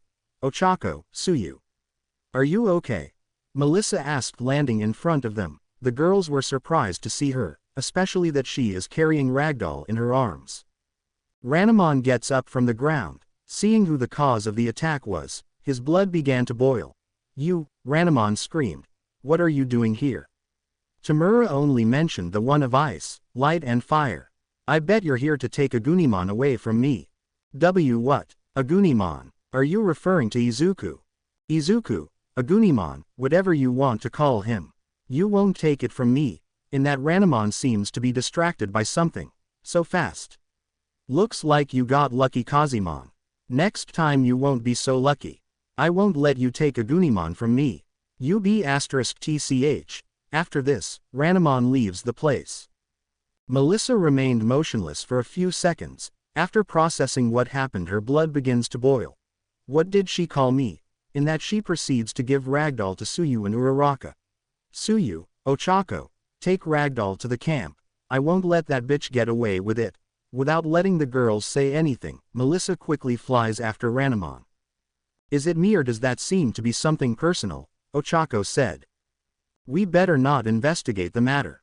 Let's take Ragdoll back to camp, Suyu said. Izuku vs. Arborman. Roundhouse punt. Arborman attacks Izuku with several punches and kicks. Meanwhile the boy dodges them as best he can. He is already starting to get tired. Fire darts. Izuku starts shooting his fireballs at Arborman, who easily manages to dodge the attack. Blockade seed. Arborman quickly fires a seed-like bomb from its mouth. Once they touch Izuku, from these, branches begin to sprout and bind Izuku, making it impossible for him to move. Roundhouse punt. Arborman attacks Izuku with several punches and kicks. This time Izuku can't dodge the blows and takes them all. Izuku falls to the ground. He is very tired. Once again he receives a punch from Arborman which causes him to fall, face down, to the ground and return to his human form. Arborman dissolves into black mud and Muscular appears in his place. What? Oh, I see, Muscular said seeing Izuku on the ground. You want me to deal the final blow? For me perfect. Muscular is about to hit Izuku on the head, ready to kill him, however a jet of water wets him. Stop! Kota yelled. He was the cause of the water jet. What do you want, kid? Do you want me to kill you first? Muscular asked. If you want it so much. I'll kill you first. Muscular starts walking towards Kota, unaware that Izuku's fist is closing. Shinso vs. Skullmeramon. Shinso continues to dodge Skullmeramon's chain attacks. Damn it. It is too persistent. Shinso thought, the chain is being very annoying. Howling laser. Shinso fires a laser of light at Skullmeramon. This time the laser manages to hit its target, however, from the smoke a chain entangles Shinso which immobilizes him. You are weak. Skullmeramon said. In that, the Digimon sets his chain on fire, doing a lot of damage to Shinso, but it doesn't end here. Taking advantage of Shinso's entanglement in his chain, Skullmeramon starts hitting him against the ground, trees and rocks multiple times, to finish crashing him against soil. Once the smoke clears, Shinso, in his human form, is on the ground. Suddenly, Mustard's gas begins to wear off. It seems that those humans defeated Mustard. I have to get rid of them. Skullmeramon starts to leave, however Shinso starts to clench his fist. Izuku and Shinso at the same time. I won't let you hurt Kota-kun, Izuku says as he struggles to get up. I won't let you go. I'm not defeated yet, Shinso says as he struggles to get up. You are still alive. You can still fight. Muscular and Skullmeramon said. Izuku and Shinso's D-scans begin to glow. This time, multiple data wheels appeared on the boys' right hands. Execute. The D-scans touch the data. Beast Spirit Evolution. The data surrounds the boys. Inside the data, fire began to surround Izuku as he let out a roar. Beams of light begin to surround Shinso as he let out a roar. Two screens begin to surround Izuku, one in front and one behind. In both screens you can see a red armor, but unlike Agunimon's, this one looks more savage. Two screens begin to surround Shinso, one in front and one behind. In both screens you can see a gray armor, but unlike Lobomon's, this one looks more savage. Once the screens make contact with Izuku, he lets out one last roar. Once the screens make contact with Shinso, he lets out one last roar. Seconds later the transformations are complete. Burning Greymon, Kendo Geruruman. Izuku and Shinso, the chosen ones of fire and light, have unlocked the animal spirits. Izuku transformed into Burning Greymon, a dragon Digimon with avian characteristics. Although it is a beast Digimon, it normally stands upright like a human. Its head has a bird-like beak, albeit filled with razor-sharp teeth, blue, raptor eyes, and is almost entirely covered by silver helmet with crimson stripes, an emblem, and the Greymon species horns. It has flaming, feathered wings and sharp claws on each of its limbs, and its muscular body is covered with crimson armor, inlaid with silver panels and gold etchings. Both of its forearms are equipped with triangular, golden superweapons called Rudria Darpana, and its thick tail is armored. Shinso transformed into Kendo Geruruman, a quadrupedal Digimon in the form of a wolf, and wears white armor with purple stripes all over its body. On his back he seems to carry 2 swords or sabers that he uses as wings to attack the rival when he runs towards him at high speed. Also say that it has a pair of wheels on the back of each leg to propel it and thus acquire extra speed. In the middle of the back, it seems to carry a kind of cannon through which it shoots rays of light at the enemy. Izuku vs. Muscular Arborman. Izuku lets out a roar and charges at Muscular. "So, you still have energy, huh?" Muscular said. "I like it." "Wait, I can still fight." Muscular was covered by black mud and in his place Arborman appeared. "I'm sorry, but you can't do anything against him," Arborman said, in that he tried to attack Izuku with a punch. However, Izuku caught his fist with his hand as if it was nothing. "Oh no." Izuku lets out a roar right at Arborman's face and then slams him into the mountain. He then fires lasers from the Rudria Darpana towards Arborman, causing a lot of damage to his enemy. Arborman comes out of the debris quite hurt. "You asked for it." Arborman, slide Digivolve to Petaldragon. Arborman's appearance changed. Now it resembles a lizard made of wood. On top of it there seems to be green moss and its head is made of wood surrounded by flower petals. Leaf Cyclone. Petaldragon releases a cyclone of leaves from its nostrils. However, Izuku just lets out another roar and sets its whole body aflame, then releases a high-temperature tornado by flapping the fire wings. The tornado is strong enough that it destroys Petaldragon's cyclone and hits him. Petaldragon takes quite a bit of damage from the attack. However, Izuku continues to attack repeatedly with his claws quite wildly, not letting Petaldragon defend himself effectively. Suddenly the attacks cease. However, this was only for Izuku to let out a roar and then tackle Petaldragon while covered in flames. Petaldragon barely manages to get up. Though, Thorn Jab, a very tired and weak Petaldragon said before stabbing its tail into the ground, causing vines to burst from the earth and entangle its foes.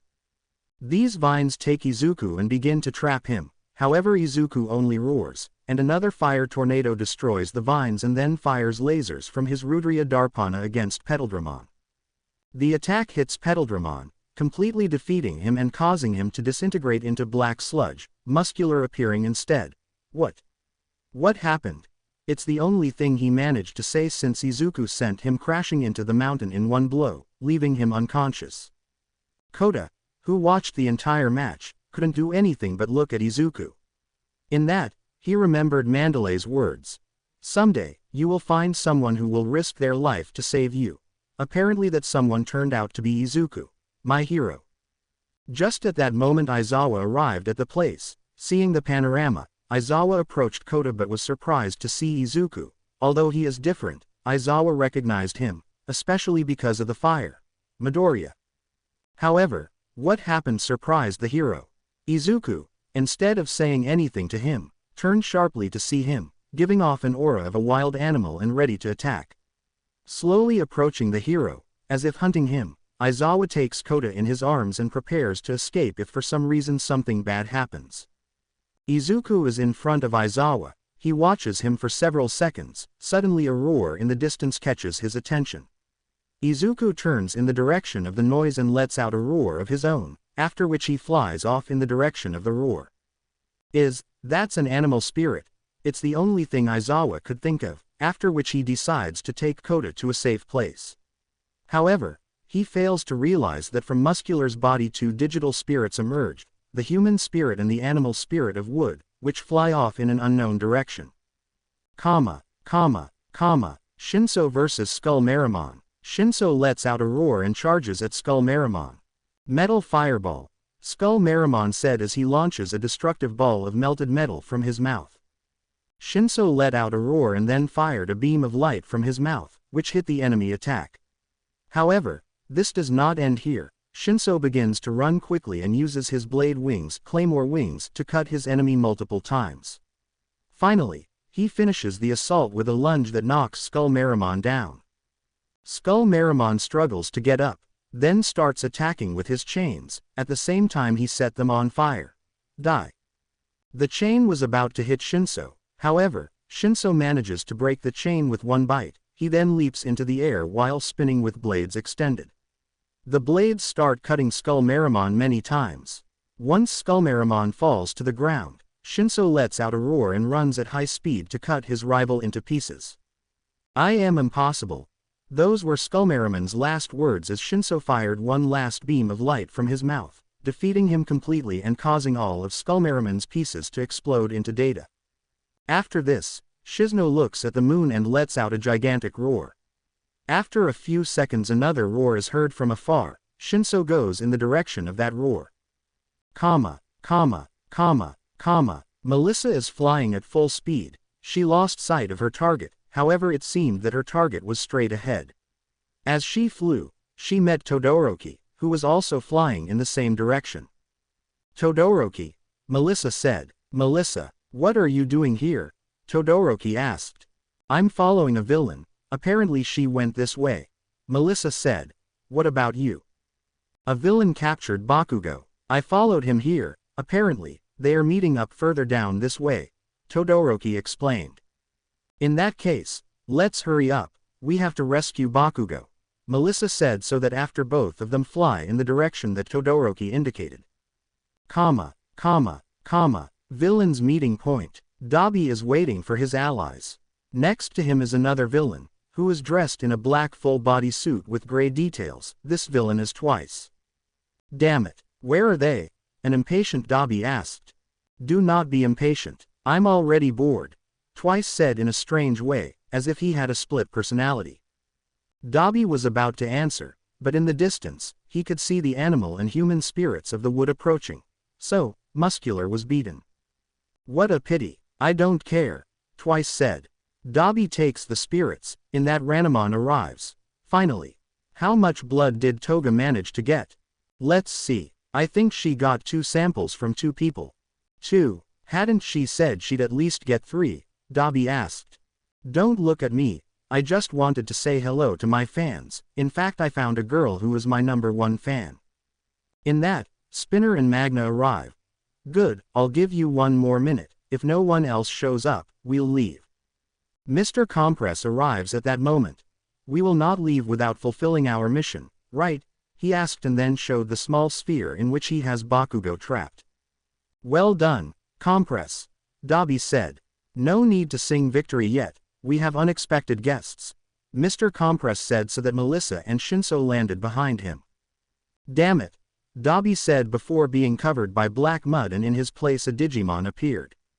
That Digimon appearance is derived from the mythological gnome, a diminutive but humanoid chthonic entity defined by Paracelsus as an earth elemental. It also has the bulbous nose of the mythological troll, another chthonic entity in Scandinavian folklore. It wields the Grote hammer, and can summon more than one of them. His name is Grum. Jack in the Box. Grum jumps out of the ground and attacks Todoroki with his Grote hammer. For his part, Ranamon attacks Melissa with a kick. Todoroki creates a wall of ice to cover himself from the attack, however Grum destroys it, but manages to stop his advance. Melissa covers herself from Ranamon's kick and counterattacks with hers, which is dodged by her rival. "So, the one chosen by ancient Kazimon also joined the rest," Grum said. "So is, and I will help defeat Shigaraki," Melissa said. "I hate her," Ranamon said. Both sides were about to attack each other again, however, someone lands in the middle of both sides. Izuku Burning Greymon arrived at the battlefield. "Burning Greymon," an excited Ranamon said. "Although I prefer Agunimon, you are also very handsome." Izuku doesn't seem to pay attention to Ranamon's words. Upon closer inspection, Grum seems to realize what is happening. "Ranamon. Let Toga come back." "What? Why?" Ranamon asked. "You just listen to me," Grum said before melting into black mud and Dabi appeared in his place. Ranamon reluctantly does the same, making Toga appear. Dabi was about to ask what happened, however Grum seems to be telling him something in his subconscious. This makes him smile. "Hey, Burning Greymon," Dabi yelled, and at that moment, Izuku turned to look at him. "Look, there are rivals who want to fight," Dabi said pointing at Melissa and Todoroki. Izuku turns to see the duo and after a few seconds of just seeing them, he lets out a roar and charges at them. Melissa and Todoroki dodge the attack. Izuku. What are you doing? Let's get out of here. Dabi said. At that moment a mist portal appears, and the group of villains leaves the place, with Bakugo captured. No, Bakugo! Melissa and Todoroki yelled as they dodged Izuku's fierce attacks. Izuku, stop, it's us, Melissa said. I think he can't hear us, Todoroki said. It also doesn't seem like he's aware of what he's doing. We have to stop him before he hurts someone. Right. After this, both try to stop Izuku in the best way they can. Ice Age. Todoroki launched an ice beam that began to freeze Izuku's body. However, Izuku only used a tornado of fire to destroy the ice. Hurricane Wave. Melissa shoots tornadoes from her fingers. However, Izuku only covers himself with his arms and manages to resist the attack. He is very strong, so this is the power of animal spirits. Izuku lets out a roar and charges at Melissa and Todoroki, both preparing to attack. However, before Izuku can get to them, someone rams him and crashes him into a tree. Seeing who it was, Todoroki and Melissa saw that it was Shinso, in his Kendo Garuruman form, who let out a roar towards Izuku, who got up from the ground. Izuku lets out a roar and they both charge at each other. Once they collide, both begin to struggle against the other. Is that Shinso? Melissa asked.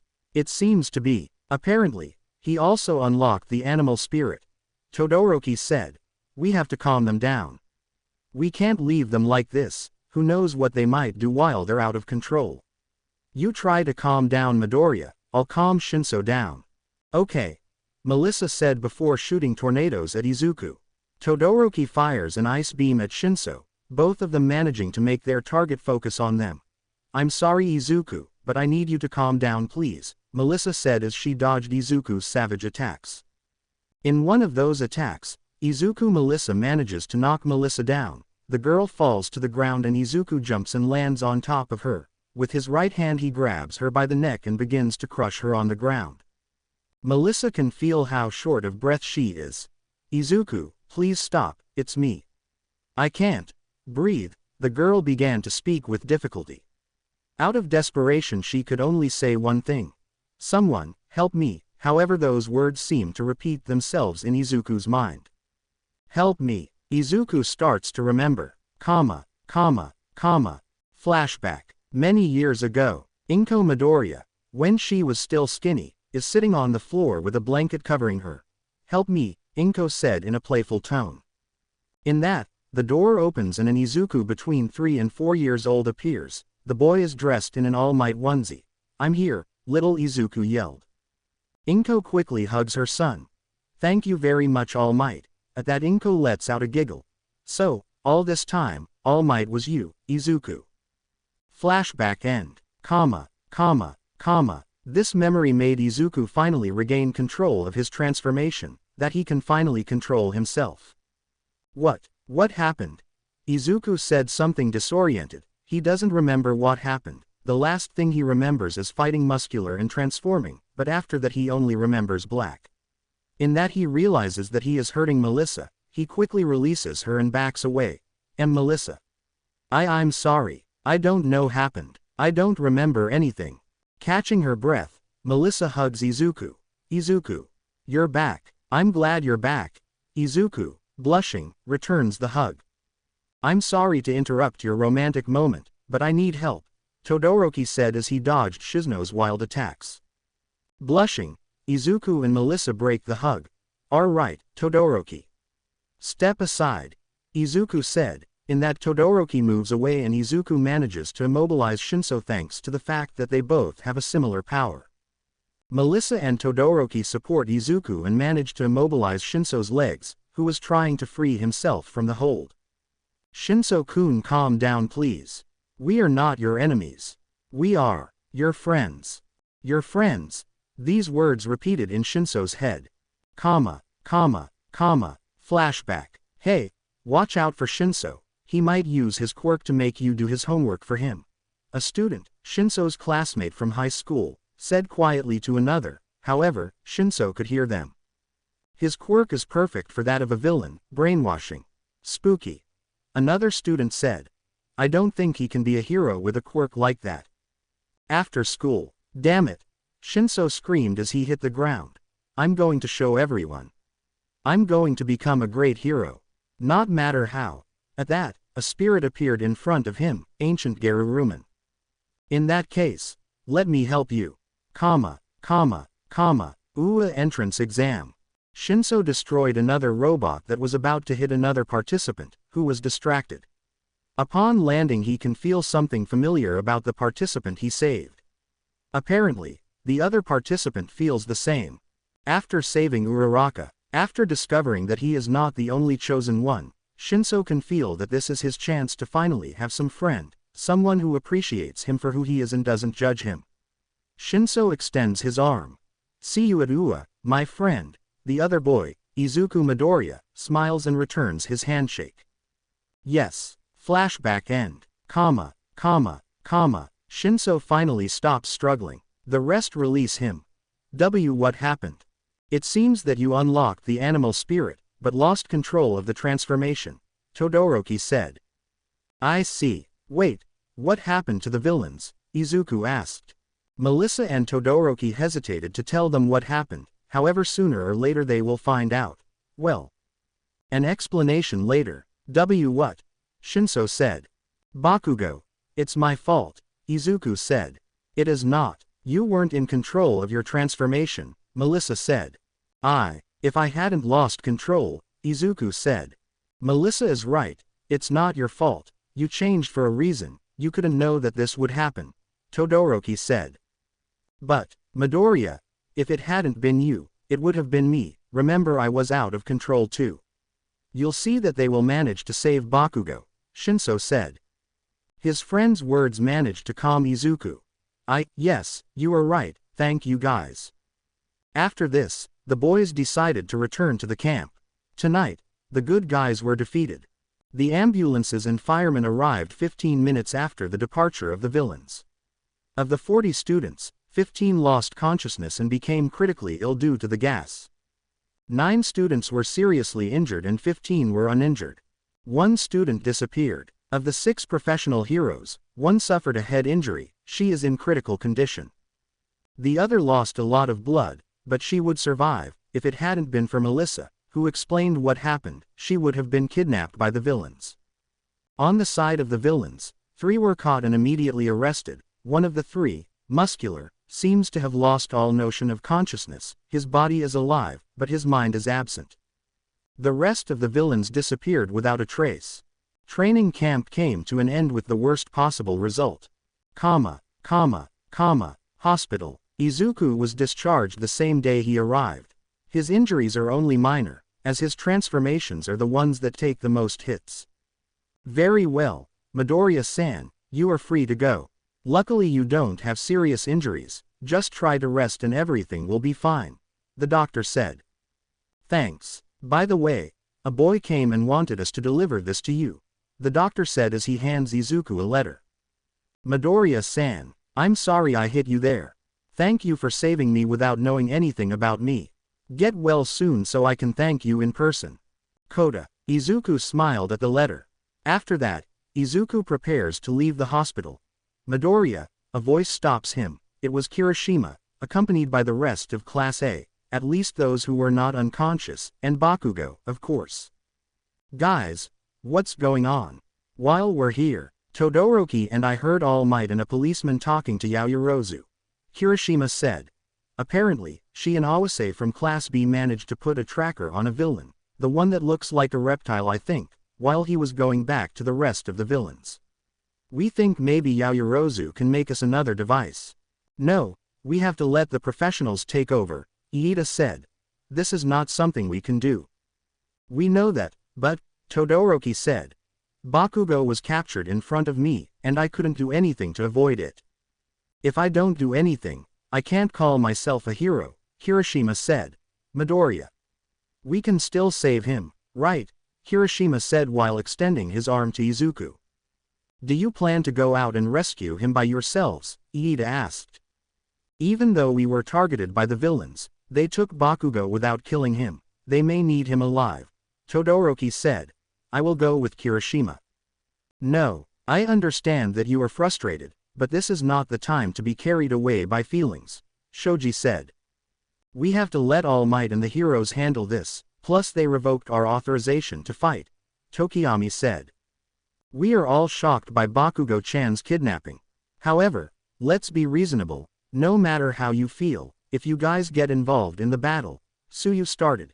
If you break the rules, your actions won't be different from the villains. This made everyone quiet. Well, we better get going. Shiro broke the silence. We have to go see Jiro and Hagakure, they haven't woken up from their coma yet. As everyone leaves, Hiroshima approaches Izuku. I already talked to Yaoyorozu, if we do, we have to leave immediately, tonight. I know you also want to save him. Hiroshima whispered to Izuku, however their conversation was overheard by two people. Nighttime. Outside the hospital, Todoroki and Kirishima are waiting outside the hospital. Yaoyorozu said that she would think about it. I hope she helps us. Kirishima said. I hope so, even if we lose patience, everything depends on her, Todoroki said. In that, Yaoyorozu leaves the hospital, with a bandage in her head. However, she was not alone, Izuku is with her. Midoriya, Kirishima said with a smile. Yaoyorozu, what is your answer? Yaoyorozu was going to reply, however someone cuts her off. Wait. That person is Melissa, followed by Shinso. We're going to. Melissa, Izuku said. I heard what Kirishima said. I couldn't stop Bakugo from being kidnapped either, so I'm going to. Melissa said. Also, I trust you guys have a plan to rescue Bakugo without a fight. Kirishima smiles at this. That's right. This will be an undercover operation. I trust all of you. I was planning on going, but I know that Melissa will stop you if you come up with something, Yaoyorozu said as she handed the tracking device to the girl. Also, I haven't been released from the hospital yet, so I'd better stay. Thank you, Yaoyorozu. All right, it's time to go, Kirishima said. After this, the group of 5 left in the direction indicated by the tracker. Villains bar. Bakugo opens his eyes. In that he can see the villains, Kurogiri, Toga, Dabi, Magna, Mr. Compress and Spinner. Shigaraki and Twice were missing. What the is happening? Oh, nothing. Shigaraki said as he and Twice entered the room. How are you feeling, Twice? Very good. My mental problems are gone after receiving your gift, Twice said. Shigaraki nodded. You already know what to do. Shigaraki said. Twice leaves the place, the rest of the villains follow him. Shigaraki addresses Bakugo. Katsuki Bakugo, do you know why you are here? Of course, I'm so strong that you want me to join you, Bakugo said with a smile. Well, a pity for you. I'm not going to join some idiots.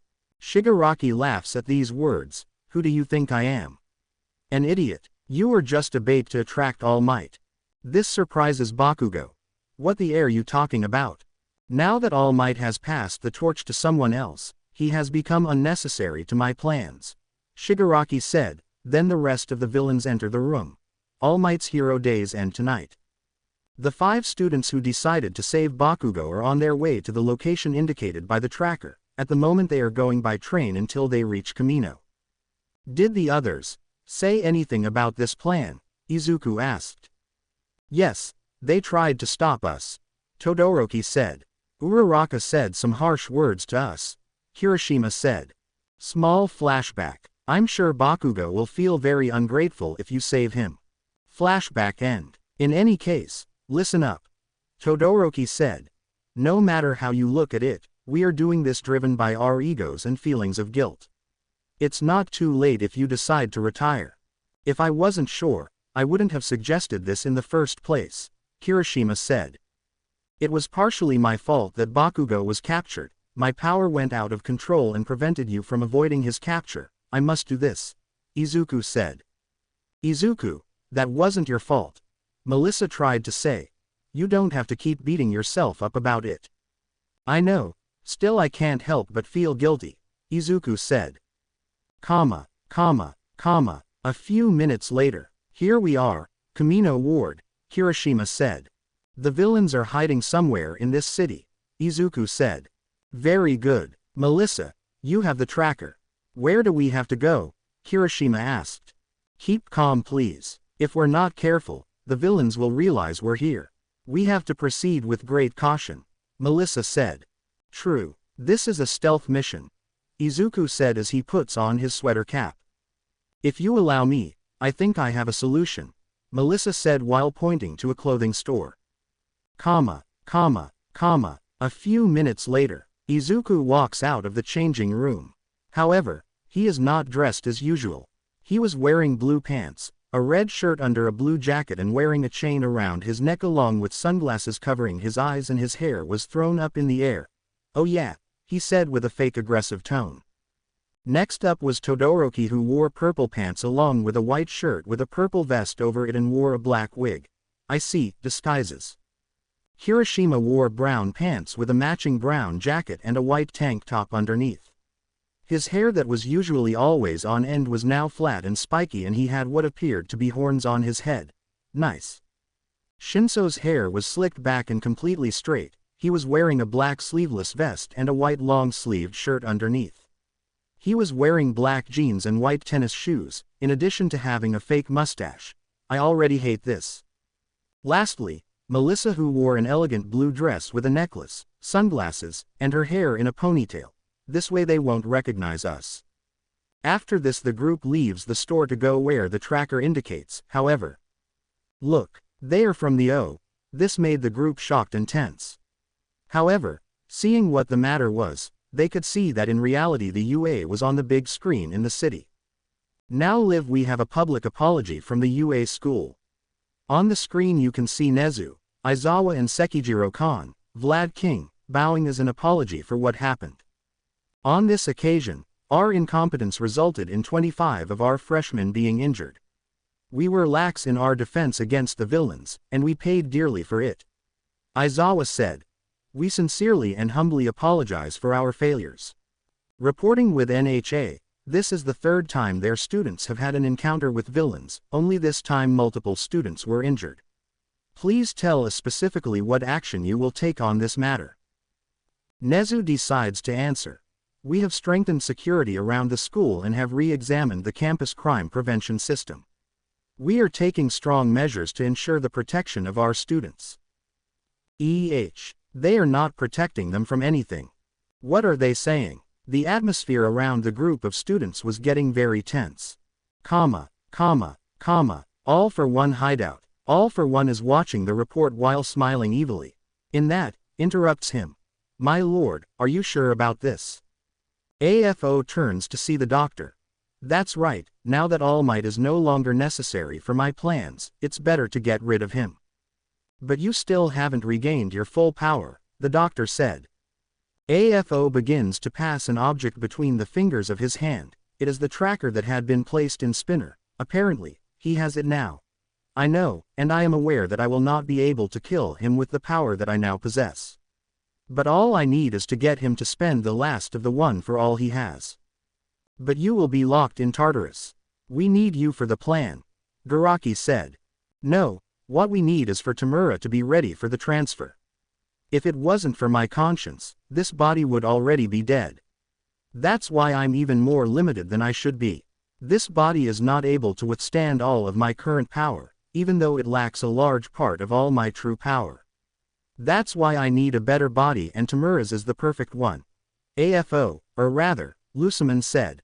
My presence is not necessary. Yes, it is. Without you near Tamura, the Darkness D-scan will gradually lose its corruption until Tamura is no longer able to use it. And we need the D-scan for the transfer. That is why from now on we will discard Plan A and start working on Plan B. The transfer without the D-scan, Luciman said. That will take me longer than doing it with the D-scan. It will delay your return for several months. It doesn't matter. Once I have the perfect body, I will only need to recover what is mine. My power. The one for all is my power. The idiot who used to control this body, that all for one guy, did the stupidest thing and gave a part of my power to his stupid little brother. Doctor, do you know who it was transferred to? I'm still at it. All I know is that he's a third-year UA student. Good, it's time for you to go. I need you alive so I can transfer my consciousness to Tamura. Lusamon said. Don't worry, Lord Lusamon, I promise you will soon recover all your power. After this, Dr. Garaki leaves in a data portal. After several seconds of silence, Lusamon smiles darkly. So, you are here too, it's only 4 of you. Still, it's time for you to finally meet me in person. The group of 4 students finally arrived at the location indicated by the tracker. This is the location marked by the tracker. Melissa said. The villains haven't moved from here all day. Just because the villains are here, doesn't mean Bakugo is too, Todoroki said. We have no other clue, this is the best we have, Izuku said. Villains hideout. All the villains are quiet, waiting for something. Bakugo is also surprisingly quiet. At that, Shigaraki feels a slight tremor. They are here. Suddenly a knock on the door catches their attention. Good evening, the pizza you ordered has arrived. However, this does not fool the villains. Suddenly, the wall of the place is destroyed. Smash, All Might and several heroes enter the place. Shigaraki smiles. It's about time you arrived, All Might.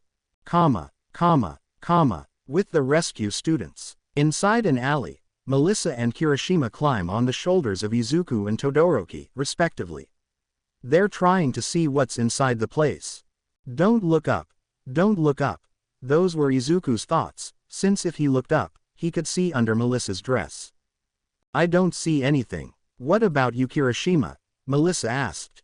Kirishima is looking into the building with night vision goggles. Nothing. It seems empty. This is weird, villains are supposed to be here, Todoroki said. Unless they're not here. In that case this is, Izuku said. A trap, the 5 said in unison. Villains hideout. The villains were trapped by Kamui Woods and its branches, but to the surprise of the heroes no villain seems to resist. All Might decides to take advantage of this. Don't worry, young Bakugo, we're here. All Might said, however Bakugo doesn't reply and keeps looking down. Young Bakugo, what did you do to him? Oh, nothing. He's just tired. Shigaraki said. Tamura Shigaraki, Kurogiri, Shizo Makuguro, Dabi, Himiko Toga, Kenji Hikashi, Atsuhiro Seiko, Shuichi Iguchi, Jin Bubegawara. You are all under arrest. All Might said, however, Shigaraki began to laugh maniacally. Suddenly, all the villains, including Bakugo, began to melt. Twice's quirk can be very useful in this type of situation. Shigaraki said. Now that Twice is not crazy in the head anymore, I was able to make him clone himself as well. In that, Shigaraki turns to see All Might. If you want Bakugo back, you know where to go. He is waiting for you. You know who I'm talking about. After these words the villains and Bakugo disappear. The whole place explodes. All for one hideout. Some heroes arrived at the place, however, they were surprised to find nothing. Disappointing. There is nothing here, MT. Lady said. Don't worry, MT. Lady, we haven't investigated the entire building yet. Best Jeanist said, in that he opens a door and is surprised by what he sees. Quick. Help me, I found the captured student. The hero found a gagged Bakugo. However, the boy seems worried. Calm down, you're safe now, the hero said as he released Bakugo. Once released, Bakugo screams. Don't. Idiots. Get out of here, it is a trap.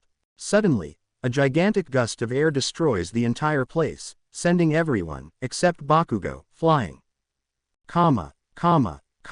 With the rescue students. What happened? Todoroki asked. A villain has just appeared. He is different from all that we have seen, bigger, apparently he has Bakugo. Melissa explained, climbing down from Izuku's shoulders. Kirishima does the same. Suddenly, a gigantic pressure causes the 5 students to freeze. I was hoping it was All Might that I found here. In that Lusamon realizes that everyone is still alive. It seems that my power is lower than I thought. No. It was you who saved them all, he said as he looked at Best Jeanist on the ground. Who is this guy? Kisihima said. I don't know, but I feel something familiar about that guy, Izuku said. Me too. Melissa said. Todoroki and Shinso nodded in agreement. If the four of us feel the same way, that means this guy has some relationship with Digimon, Izuku thought looking at the villain. With Luciman. They are hiding, they are probably here because of this student. Luciman thought, now that they are close, he can feel exactly where the four chosen ones are. It's not time to face them yet, I'll let them rescue this boy, his job is done, it won't be long before All Might arrives, Luciman thought, then he turns to see Best Jeanist. At the moment, Luciman said and then fired a laser from his hand which went through the hero's stomach. I'm going to have a little fun with you. All for one. Luciman was unable to continue as All Might arrived just then. Luciman caught both of All Might's fists, causing a gust of wind to rise. This time I'm going to stop you forever. Luciman kicks All Might in the stomach which separates them. At last, you arrive All Might. All Might looks at his enemy, however he is surprised to see what he looks like. You look different. Luciman laughs. Let's just say I had a few improvements. It turns out that the villain's appearance is not the same as how All Might remembered him. He's still wearing his suit pants and fancy shoes, however, his top is a black jacket with a white t-shirt. But the most surprising thing is that now All for One has 3 wings, the 2 left wings were black demonic type, and his right wing is white and angelic type. Finally, half of his face seems to have recovered, he now has only one eye, the right one, and several strands of blonde hair. Think of a kind of combination between AFO and Luciman, but with AFO height. No matter how much you've changed, you're still the same scum you used to be, All Might said. Luciman laughs. You're right, I'm a scumbag, but not the kind of scumbag you think. After this Luciman starts shooting lightning from his hand against All Might. These lightnings are dodged by the hero. I need to make him fight with his full power. In this way you will lose the few embers that remain of the One for All. In that, Luciman turns to see Bakugo. I need to get rid of this human. The lightning stops. I see you're holding back, is it because of this boy here? What are you planning? All Might asked. Simple, I want you to fight with all your power, for that this boy must go, Luciman said. Do you mean you'll let him go? All Might asked. Sure, I thought about killing him, but what's the fun in just killing him? In addition, he has his own personal escort. Right, chosen ones. These words stunned the 4 chosen ones who were listening to the conversation. How does he know that? It was the joint thought of the chosen 4. Chosen ones. What are you talking about? All Might asked. I'm talking about this. Luciman said, in that she shoots a direct beam at a nearby wall. Once the wall is destroyed and the smoke disappears, the rescue group is seen by everyone. There's one more, I guess Red One is not one of the chosen ones, Luciman thought. What are they doing here? Are they coming to save young Bakugo? All Might thought. It's time for you to get out of here. Luciman said at the moment that with a movement of his fingers he made Bakugo fly until he crashed into the wall of the joint building where they were so that later Bakugo fell next to the rescue group. Bakugo. Kirishima said so he and Izuku carry Bakugo by his arms. Let's get out of here. Izuku said, however, suddenly everyone stopped moving, it seemed only he, Melissa, Todoroki and Shinso could move, the rest was motionless, as if they were paused in time. Walk. Suddenly, Luciman appears in front of them. The pressure is so great that they could not move. So, you are the ones chosen by the warriors. You know, I could kill you right now. But I will not, I want you to be complete when I face you. Taking all the courage he has, Izuku manages to speak. Who are you? And how do you know about us? That is not important at the moment. I know you can communicate with the legendary warriors, so you'd better deliver this message. Tell the warriors that I, Luciman, still alive. After these words, Luciman returns to his original position when time froze. Now go away, don't make me change my decision to leave you alive. After these words, time resumed. Let's go, Kirishima said, leading the chosen ones out of the trance. After this, the group of students leave the place. Now that that's not a problem anymore, we're going to fight for real. All Might. Luciman charges at All Might, the hero prepares a punch and both attacks collide, creating a large gust of air. They both start exchanging blows with all their power, each blow making the place shake a little. In one of those, Luciman manages to hit All Might in the face and knocks him back, after which, Luciman rises up and fires lightning at All Might.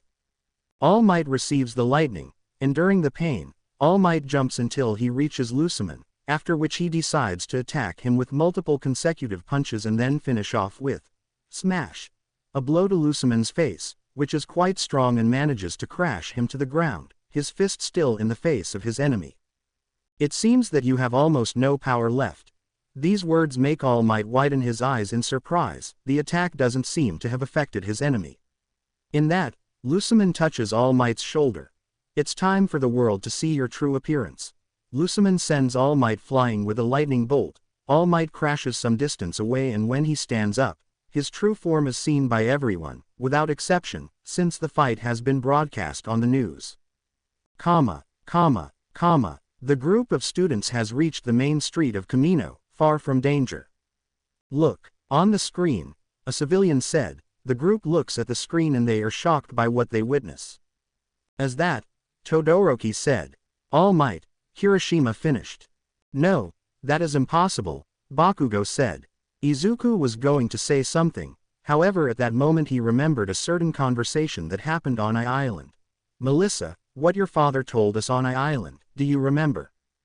This catches the attention of both Melissa and Shinso, as they were both present at the time. I do it for All Might.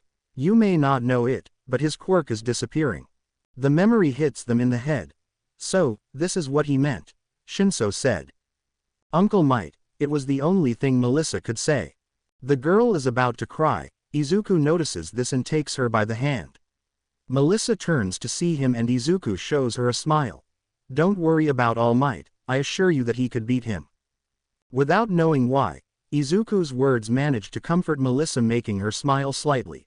Yes, thank you. Both students turn to the screen, however they never let go of each other's hands. With All Might and Luciman. Look at you, you are worse than I imagined. Luciman said. Now that your secret has been exposed, it's time to finish you off. Luciman points his hand towards All Might. Lightning begins to generate, however, they suddenly disappear. Luciman looks at his hand. He can see how it has weakened. Damn body. It can't take much more fighting. I have to make All Might use the last thing he has left in one attack. I have to provoke him.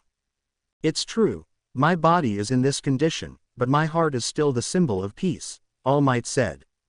You are very funny, a speech worthy of a hero. By the way, I don't know if I told you, but, did you know that Tamura Shigaraki is Nana Shimura's grandson? After hearing these words, All Might froze. He can't think of anything else. He failed his predecessor. Now, Luciman charges at All Might, a punch ready. All Might doesn't move. He can't think of anything anymore. However, something catches his attention and snaps him out of his trance. All Might, the hero, turns and sees a civilian among the debris. Please win. These words brought All Might back to reality. Fists collide. All Might returned to his hero form and managed to collide his fist against Luciman's. If you're wondering how All Might was able to return to his muscular form, remember that he never fought in the USJ and had only recently transferred one for all. Luciman's face shows surprise, however his thoughts are different. Yes. Use all the power you have left. After a few moments of struggling, All Might punches Luciman in the face with his other fist. This makes Luciman back away, at which point Luciman feels that AFO's body is failing to respond properly. This body can't resist any longer. You wanted me to use all my power. Very well. All Might uses all the power he has left on this last attack. Goodbye, all for one. All Might punches Luciman in the face. United States of smash. He then slammed Luciman to the ground, this time creating a gigantic tornado of wind. Goodbye, one for all. When the smoke clears, we can see an All Might in his true form, this time forever, raising his fist in victory. Everyone is silent until he won, a civilian said. After these words, everyone began to celebrate and shout All Might's name. However, no one noticed that Luciman's smile only grew. Mission accomplished. Unknown place. Shigaraki is seeing everything that happened through some screens. Now what? We lost the boss, Spinner said. On the contrary, This is another victory for us, Shigaraki said. What are you saying? Magnus said. Sensei sacrificed himself to eliminate All Might's threat, now there is no one who can stop us, Shigaraki said. And what about those chosen ones? Spinner asked. Once the plan is complete, not even they can stop us, Shigaraki said with a dark smile. After everything that happened, Luciman was caught and taken directly to Tartarus. The heroes dedicated themselves to treating the wounded and rescuing people trapped in the rubble. Meanwhile, the rescue group plus Bakugo each returned to their respective homes. Everyone went to sleep, however, the chosen ones still had to talk to some subjects. Digital space. So, Luciman is still alive. Ancient Greymon said, he along with Ancient Geruruman, Ancient Megatheriumon and Ancient Kazimon have just find out, from the chosen ones, everything that happened. Yes, he himself confirmed it. Izuku said. Damn it, everything we did was for nothing, Ancient Geruruman said. No, he's definitely weaker, but it's kind of frustrating that he's still alive, Ancient Kazimon said. Anything else we should know? Ancient Megatheriumon asked. Only it's thanks to him that Tamura got the corrupted D-scan, but nothing more, Shinso said. That doesn't matter. Uncle Might defeated him and now he's locked up in Tartarus. He won't be able to do anything anymore, right? Melissa said. No, if there is something to recognize about Luciman, it is that he is very intelligent. He would never face someone knowing that he is going to lose. Ancient Greymon said. That means, his defeat is part of his plan. These words left the chosen ones restless. And what can be his plan? Todoroki asked. We don't know, but it can't be a good thing, Ancient Greymon said. Tartarus prison. Luciman is in his cell, totally restrained by chains and unable to move, however his evil smile never disappeared. Ha ha ha ha ha. Many things happened after the events of Kamino. First and foremost, All Might's secret was finally revealed in addition to All Might officially retiring. Hero number 4, Best Jeanist, managed to survive death, barely, although he still has to rest for a long time. Turning to good news, the 2 members of the Pussycats, Ragdoll and Pixie Bob have fully recovered, and the team is back to normal activity. Many good and bad events happened in these few days. It is not known if this was a victory for us, for the villains or a draw. At the UA. Thanks to you, many lives were saved. As a citizen and as a hero I cannot thank you enough. Nezu said Aizawa, Seijikiro and Toshinori. However, the threat has not been eliminated. From now on we must protect our students even more. We'll put the dorms plan into action, Nezu said as he showed the signs for the student dorms. Vlad and I will take care of visiting the relatives of Class B. All Might and Eraser will take care of those of Class A. However, Aizawa, I need to talk to you about some matters of your class. Understood. Aizawa said as Toshinori and Vlad left the room. I guess this has to do with the chosen ones. That's right, since the exams for the licenses are close, they asked me for a document with the data of the students, quirks included, Nezu said. I see the problem. We cannot say that 4 of our students were chosen by some ancient digital creatures to carry their powers and that there is still 1 more of those creatures left to choose someone, Aizawa said. Don't worry, I already have the excuse ready, Nezu said as he handed Aizawa a document. This document includes my theory of quirk evolutions as well as data on the quirks of your class. Ua High School, Class 1A, 1, Yuga Aoyama. Quirk. Naval Laser. Hero name. Shining Hero. Can't Stop Twinkling. 2. Mina Ashido. Quirk.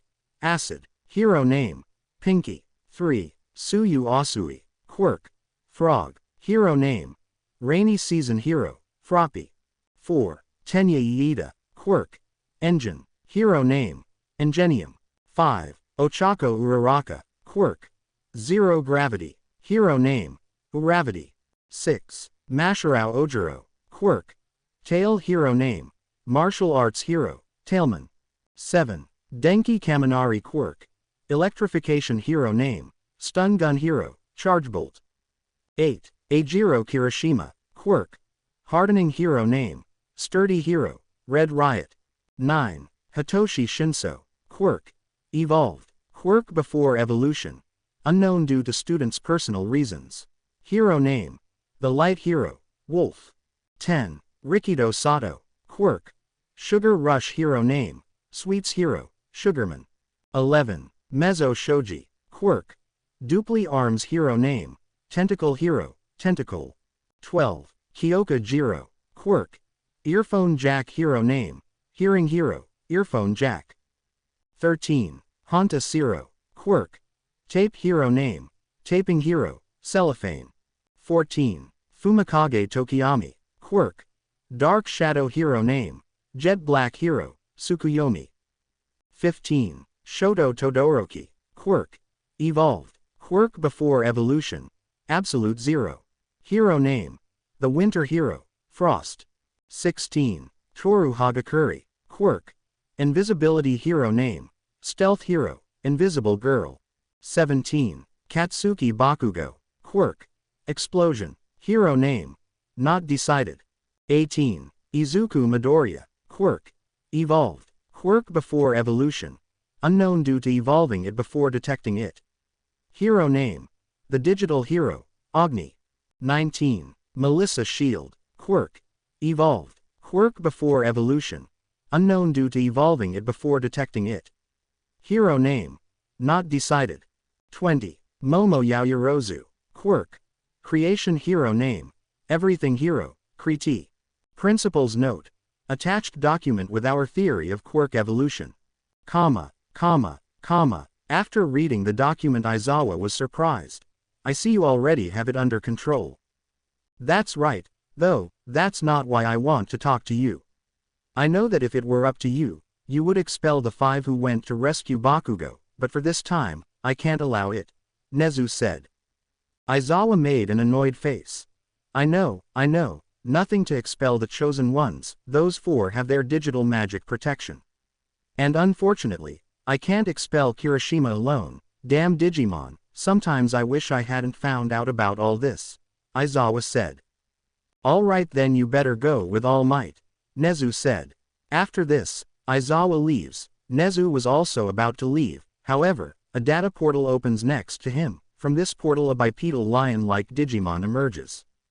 You are Bokomon, right? Leomon, how strange to see another Digimon here that is not on the side of the bad guys. Bokomon said as he took off his Nezu disguise. What brings you here, noble warrior?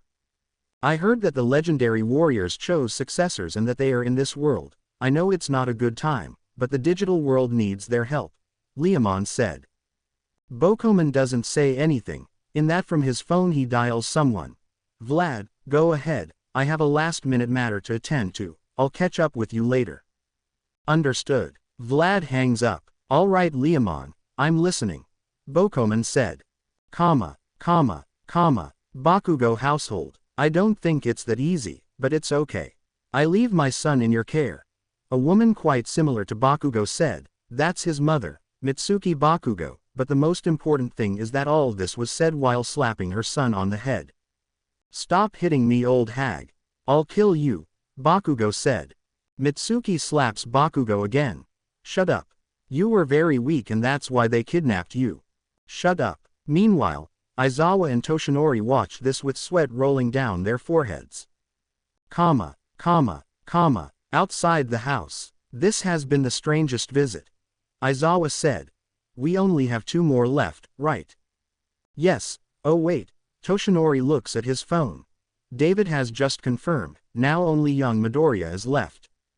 Good. In that, Bakugo leaves the house. Hey. What's up, young Bakugo? Toshinori asked. When that guy, all for one, brought my rescuers out of hiding, he mentioned something about chosen ones. Bakugo said. Do you know what he meant? No, I have no idea what he means, I've never mentioned that before, that was the first time I heard that. Toshinori said. I see, that was the last thing Bakugo said before returning home. Midoriya residence. This is our last visit. Toshinori said while knocking the door. Inko opens the door. Please come in. Izuku, your teachers are here, Inko said. The teachers, Mother and son take their seats. It seems to me that you have already been told about the dorms. We would like to know your decision, Toshinori said. Inko started. I don't know. This answer surprises everyone. In one hand, I don't want to. The attack on the USJ, Izuku facing Stain, what happened on Island, the invasion of the camp. I'm afraid that Izuku will get very hurt if something like that happens again. The teachers were about to speak, but Inko continued. But, on the other hand, since Izuku entered the UA, he has managed to get the friends he never could. He got a quirk and I've seen him happier than ever. I don't want to take that away from him. Toshinori was going to speak, but Aizawa jumps in. I perfectly understand Mrs. Midoriya. As a teacher I cannot help but feel bad for everything that has happened to my students. However, we have to be aware that life is not an easy road, especially the life of the hero. I know. That's why I'm hesitant, Inko said. I know. At UA we prepare them for that life. We have dedicated enough resources to improve the security of our students, so I can assure you that no villain will ever put your son at risk again. And if for some reason the security system fails and the villains attack again, I am sure that no student will get hurt from that situation. This gets everyone's attention. I have seen the growth of my students up close, but above all, his son is the one that has surprised me the most. Not only does he have a very strong quirk, but I also realize that he is a born leader. On multiple occasions he has taken the leadership of his classmates and has managed to get everyone he leads out alive. The USJ, Stain, the camp, and from what I heard from All Might on Island, Izuku has led his classmates in a way I've never seen before. He is the kind of hero we need. So, I ask you not only as a teacher, but also as a hero and a civilian, to allow us to help your son become the hero he is destined to be. When Aizawa finished his speech, everyone was surprised, especially Izuku, who didn't expect Aizawa to speak so highly of him. After a few seconds of suspense, Inko sighs heavily. I'm going to regret this. Very well, I leave my son in your care. Aizawa smiles at that. Thanks. Aizawa and Toshinori are heading back at the UA. I didn't expect a speech like that, Aizawa. I'm usually the one doing the speeches, Toshinori said. Don't get used to that, Aizawa said. I have a question. Everything you said, do you mean it or were they just words to convince young Midoriya's mother? Toshinori asked. After thinking about it for a bit, Aizawa smiles. Everything I said was the truth. A few weeks later, Class A is located in front of the Heights Alliance building. The Heights Alliance dormitories are large buildings with 5 floors separated into 2 wings. Each building has its respective class name posted above a sign that reads, Alliance. Each building is circled by low hedge bushes that leave a path open to the entrance. The entrance is comprised of 2 sets of double doors. Alongside the pathway are 2 park benches and 2 towers with lights on them. The first level of the building is white while the upper levels are colored brown on the outside. They're all here. I'm glad everyone is safe and sound, Aizawa said. We have a lot to do, so please follow me. I'll explain how the dorms work. All the students in Class A started following Aizawa. Each class will have a building. In addition, the bedrooms are divided. To the right will be the girls and to the left the boys. However, the first floor is a shared area, Aizawa said while opening the principal door of the building. The dining room, showers and laundry are located here, in addition to the common room. The sofa is so cute and wide, Mina said. We even have a yard, Shiro said. It's like a mansion, Uraraka said. They all go up to the next floor. The rooms start from the second floor. On each floor there will be 4 rooms divided between boys and girls. In that Aizawa opens a room to show how it is. Each one of you will have your own room. You will have air conditioning, bathroom, refrigerator and a closet. We even have balconies, Izuku said. It's like a mansion, Uraraka said. Everyone's luggage has already been sent to their respective rooms. Today they will dedicate themselves to fixing their rooms. Tomorrow we will start working. That's all. After those words, Aizawa SW goes and everyone starts to work in their rooms. Room distribution. Second floor. Male side. Izuku Midoriya, Yuga Aoyama, Hitoshi Shinso, Fumikage Tokiyami. Female side, none. Third floor, male side, Denki Kaminari, Tenya Iida, Masharao Ojiro.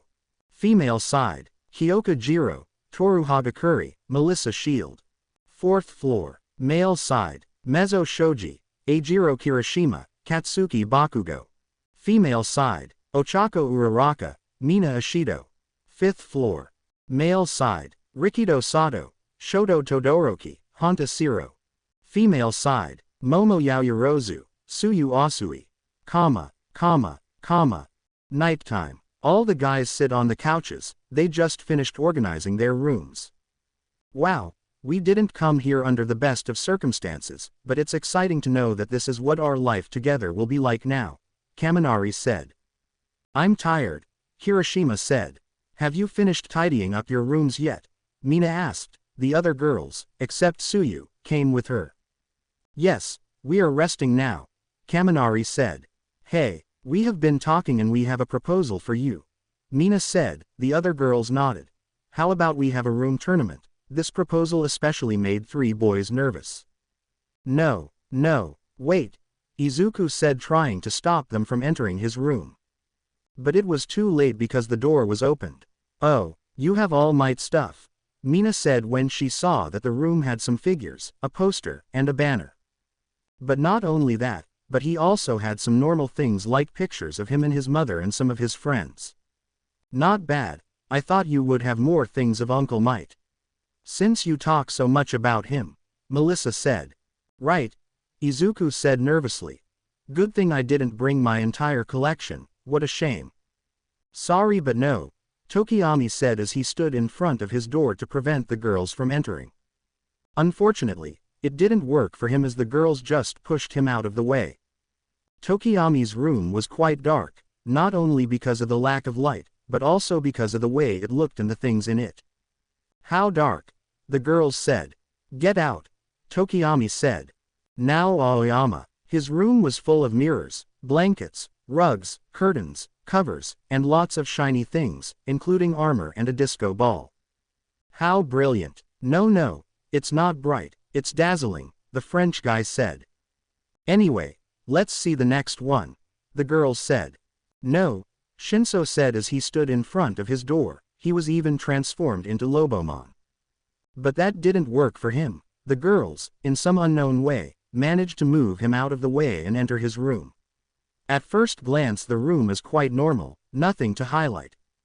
Pretty normal. I don't know why you were so nervous, Mina said, in that, something catches her attention. I knew it, Mina said as she threw herself to look for something under Shinso's bed. No, Shinso screamed but it was too late. Found it, Mina said as she pulled something out from under Shinso's bed. Cat magazines. In Mina's hands was a cat magazine, but it's not just any cat magazine, it's the monthly magazine for cat lovers, exactly this month's magazine. And it's not just one, there are many, Mina said as she took out more magazines. It's over, Shinso said as he fell to his knees. The humiliation was so great that he returned to his human form. I will never be able to get out of this humiliation. He also has photos of him with cats. Get out of my room. Meanwhile with Aizawa was about to finish his paperwork, but suddenly a strange feeling passed through his body. Was it pride? How strange. Suddenly I feel very proud of Shinso. It must be nothing, Aizawa said as he put away his completed paperwork and pulled out a magazine. About cats, I can finally read this month's magazine. Back with the Class A. The next room was Ojiro's. So normal. It's normal. Cool. Ojiro's room was normal. There was nothing fancy about it. Let's move on. Now Iida. He has a shelf full of difficult books, Uraraka said as she saw Iida's serious room. Worthy of Iida. There's nothing weird here, Iida said as he showed his room with pride. Now Kaminari. Kaminari's room was all filled with different kinds of things. It seems that he put everything he found, Jiro said. What, isn't that good? Asked Kaminari in shock. Okay, let's go to the next floor, Mina said. I feel humiliated, Kaminari said, all dejected together with Ojiro, Tokiyami and Aoyama. Now wait just a moment, Shinso said. Of all the boys who have passed, he felt the most humiliated. So, we'll just see the boys' rooms. This attracted everyone's attention. Isn't this supposed to be a competition to see the best room? Shinso points at the girls. In that case, you also have to show your rooms. Sound fine to me, Mina said. What? Jiro said. Next floor. Here are the rooms of Bakugo, Kurashina and Shoji, Uraraka said. Bakugo said that this is silly and went to sleep, Kirishima said. In that case, it's your turn, Kirishima, Mina said. Once they were in front of the door to Kirishima's room, he prepared to open it. I don't care, but I don't think girls understand, and finally opened it, revealing his room, the manly of this room. Kirishima's room had several things, such as a punching bag, banners with some saying, "Sure victory," and several other things that according to Kirishima were from men.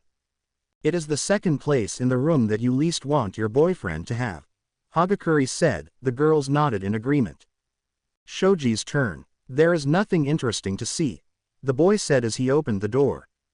And he was right, there was nothing interesting for them to see, because there was nothing in the room. This one had only the essentials, a desk, and a futon to sleep on, but other than that, completely empty. Now to the 5th floor, starting with Zero. The tape boy's room was completely Asian, almost as if he was in China instead of Japan. Cool, I didn't know you liked these things, Kyoka said to the black-haired boy who was smiling. I'm full of surprises, Zero said. Next up was Todoroki. Let's get this over with quickly, I'm tired, said the boy as he opened the door of his room. And to everyone's surprise, his room was very Japanese style. They made it different, Kaminari said, shocked, while he and almost everyone else had their mouths open. At home we have tatamis, and I couldn't relax with the normal floor, Todoroki said. That doesn't matter. How did you remodel it in less than a day? Hard work, was Todoroki's simple reply. Well, we come to the last of the guys, Sato. Well, there was nothing fancy about his room, nothing flashy, nothing boring, it was a completely ordinary room. Something smells good. What is it? Ojiro asked after perceiving a delicious aroma. Oh, I forgot, Sato said, starting to go towards a small oven that was on a small table. I finished unpacking early and made a chiffon cake. I thought I'd share it. You want some? After this and after eating cake, it was the turn of the girls. The first room was Kyoka's. His room was actually full of music and rock instruments and things. You have more instruments than I expected, Kaminari said, shocked when he saw the room, ignoring how embarrassed Kyoka was. Next, Hagakure's room. What do you think? Asked the invisible girl, showing her room. Well, it was definitely a girl's room, lots of pink, stuffed animals and cute things apparently. Next room, Melissa's. Here you go, the girl said as she opened the door. To everyone's surprise, the room wasn't much. It had some photos of her with her family and friends, some of her trophies from my island and some All Might stuff, gifts from her surrogate uncle. It looks a bit like Midoriya's, only with more normal things and less of All Might, Kirishima said. Next up, Mina. What do you think? Isn't it cute? Said the pink-haired girl, showing her room that was almost the same as Hagakure's, but with a darker pink. Oh, Uraraka's room. Her room was completely normal. It's not a very interesting room. Next is Suyu-chan's, Mina said. She said she felt sick, so I don't think she can participate, Uraraka said. If she is sick, there is no remedy, she will show it when she feels better, Zero said. After that, they left to continue with the contest, but nobody noticed that for a few seconds the door of Suyu's room opened a little to show said girl watching them go. We got to the last of the girls, Yaoyorozu.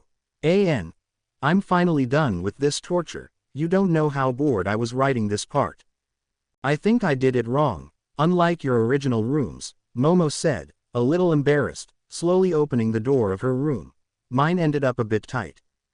Momo's room was in an aristocratic style, and the bed seemed to take up a lot of space.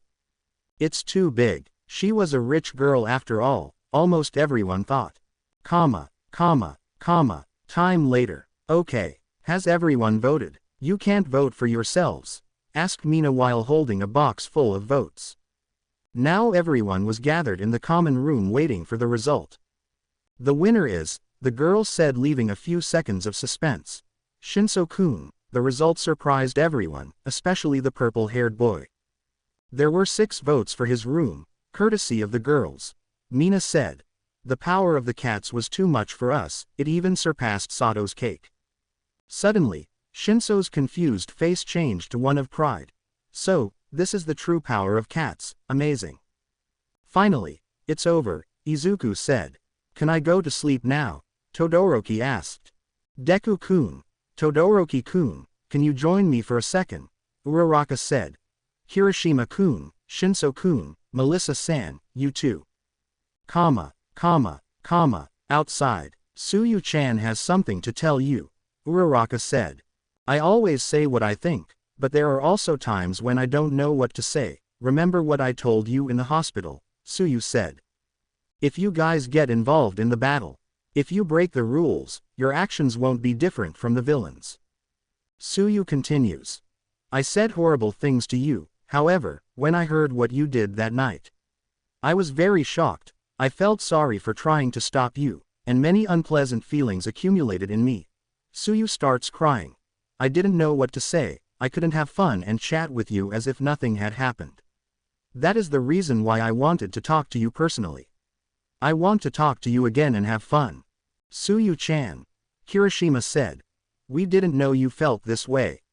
I'm sorry. Thanks for talking with us. The rest also apologized, and with Suyu, and after a round of apologies they all went to sleep. Next day. 1A classroom. Just like I told you yesterday. Our goal is to provide provisional licenses to all of you, Aizawa said. Yes. Everyone said excitedly.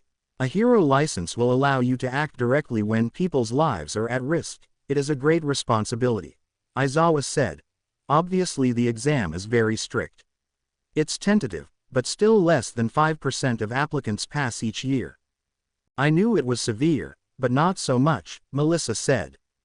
That's why, starting today, all of you will have to create at least, Aizawa said. 2 special techniques, Aizawa said as ectoplasm, Smintos and Midnight enter the room. Just like I told you yesterday. Our goal is to provide provisional licenses to all of you, Aizawa said. Yes. Everyone said excitedly. A hero license will allow you to act directly when people's lives are at risk. It is a great responsibility, Aizawa said. Obviously the exam is very strict. It's tentative, but still less than 5% of applicants pass each year. I knew it was severe, but not so much, Melissa said.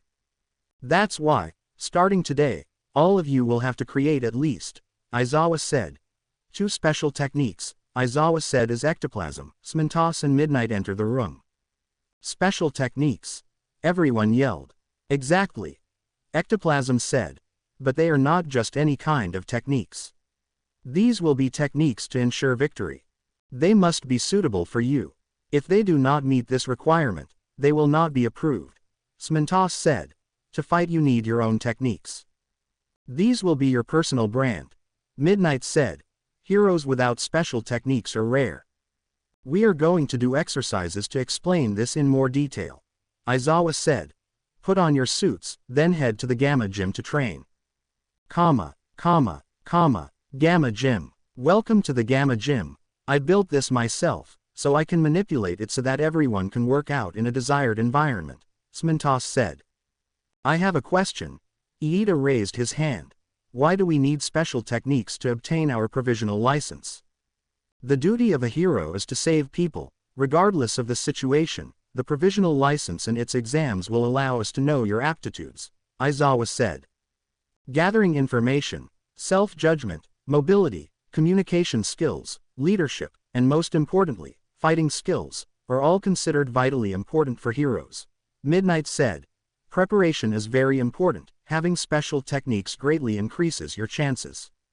In fact, in this class we have 4 good examples of students with special techniques, Smintos said, pointing to the chosen 4. Really?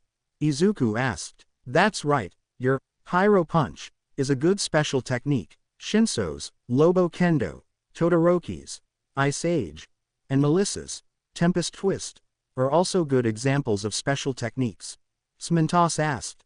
But still, you will need more techniques if you want to pass the exam. If those can be considered special techniques, then we have more, Shinso said. Oh yeah, how many do you have in total? Midnight asked. The chosen four begin to count how many techniques they have. I have 3, Todoroki said. I have like 4 or 5, Melissa said. I have 7, Izuku said. Same here, 7, Shinso said. S7. Everyone except the chosen ones and Aizawa, who was already expecting something like that, shouted. I guess that makes sense, since you two have more than one transformation, Ectoplasm said. Wait, are we counting all transformations? Izuku asked. In that case at least I have 11, since I don't know all the techniques of my new transformation. In my case there are at least 9, since I also don't know all the techniques of my new transformation, Shinso said. N9, E11, they all said. How unfair, just because you have 3 transformations and Todoroki and I only have 1, Melissa said. In case you were wondering, Melissa's costume is quite simple, she wears white and pink shoes and long purple socks. She wears a blue and white striped shirt under a pink vest paired with matching jean shorts. Unfair, you at least already have special techniques, we have none, Zero said. It is not completely true. Ectoplasm said. Special techniques do not necessarily have to be offensive, for example, Iida's Recipro Burst is a good special technique. Hearing that, Iida raises his head proudly. I'm not that far behind. At least I have 1. As I was telling you before you interrupted me, we went to the camp so that they could create their own special techniques. Aizawa said. In short, from today until the provisional license exams begin, that is, during these 10 days of vacation, we will focus on the creation of special techniques. Aizawa said. Or at least 16 of you will. Aizawa turns to see the 4 chosen ones. Since the 4 of you already have your special techniques, you will have special training with me. The rest will stay training with Ectoplasm, Midnight and Smintos. Alright, time to start, A few hours of training later. Ojiro is knocked down by an Ectoplasm clone. Your movements are very predictable for someone with a tail. We have to go back to basics, the professor said. Yes, Ojiro said. To summarize, I am very normal. Special technique. These hands will shoot acid, Mina said while shooting acid from her hands. Unfortunately, the acid did not have much power. If you want to do that, pinch your fingers together so the acid shoots out, Ectoplasm clone said. Doing as directed, Mina's acid shoots out a long distance. My range increased, Mina said.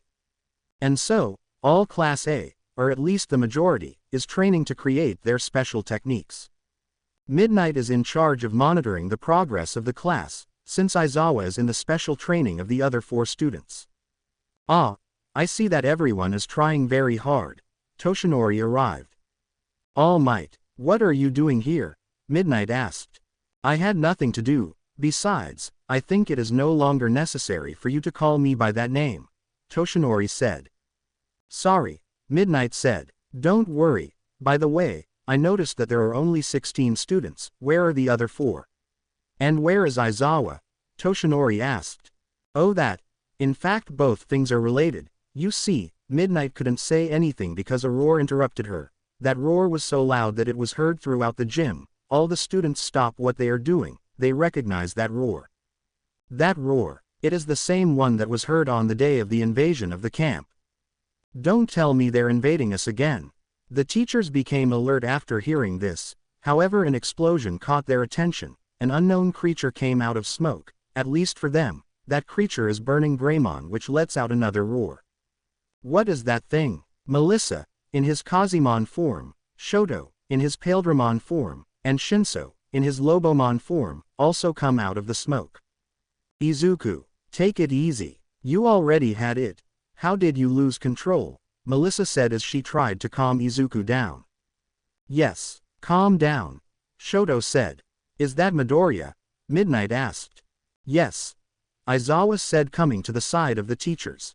Damn, everything was going fine until he got out of control. What are you talking about? Toshinori asked. Midoriya and Shinso unlocked a new form during the attack on the camp, but they can't seem to stay in control for too long. Their training is about fully controlling those transformations. In addition, Shield and Todoroki will train their current forms trying to stop them. Midoriya and Shinso will take turns transforming, and whoever doesn't transform will help the other two by stopping the other. While Aizawa explains this, Shinso manages to jump and grab Izuku by the neck, and with his weight they both fall to the ground. Don't you think it's too much for them? Midnight asked. No, they need to master those transformations as soon as possible, Aizawa said. Also, if what they say is true, they're going to need them for their battle against Lusamon.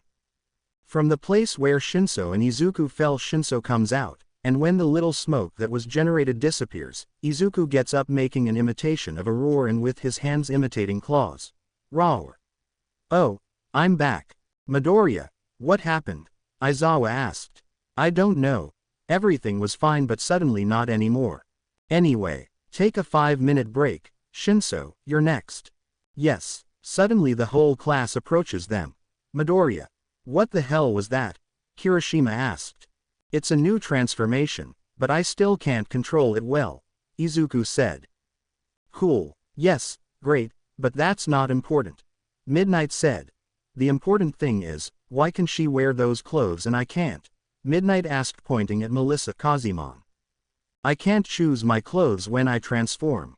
Believe me, if I could, I wouldn't wear this, Melissa yelled with a small blush on her cheeks. Although she was already used to Kazimon's clothes, that didn't make it any less embarrassing. Enough. You all asked your questions, now get back to training, Aizawa said. Yes, nighttime. 1A dorms. Izuku is in the kitchen of the dorms. He couldn't sleep and decided to go downstairs for a glass of water. All this beast spirit training won't let me sleep. How can Shinso-kun sleep after all that? Could it be because of the famous power of cats that he mutters so much lately? After drinking some water, Izuku decides to go back to sleep, however some whispers catch his attention. Finding the source of the whispers, he found his classmate, Denki Kaminari, in the courtyard. He was sitting in the fetal position muttering things about being weak. Kaminari-kun, he asked. This made Denki jump from his spot. Midoriya. What are you doing here? I couldn't sleep, so I decided to come for a glass of water. But that's not important now. I heard you muttering things. Are you okay? Kaminari quickly smiled, but Izuku could tell that it was a fake smile. Oh, of course. There is nothing wrong here. Nothing at all. Izuku's look told him that he wasn't convinced. Oh, okay, I'll tell you. After a few seconds of silence, Kaminari speaks. I'm going to leave the UA. This takes Izuku by surprise. What? Why? It's because I'm pathetic, Kaminari said. What are you talking about? Izuku asked. Don't tell me you don't notice. Since I entered the UA, nothing I have achieved is due to my own merit, Kaminari said.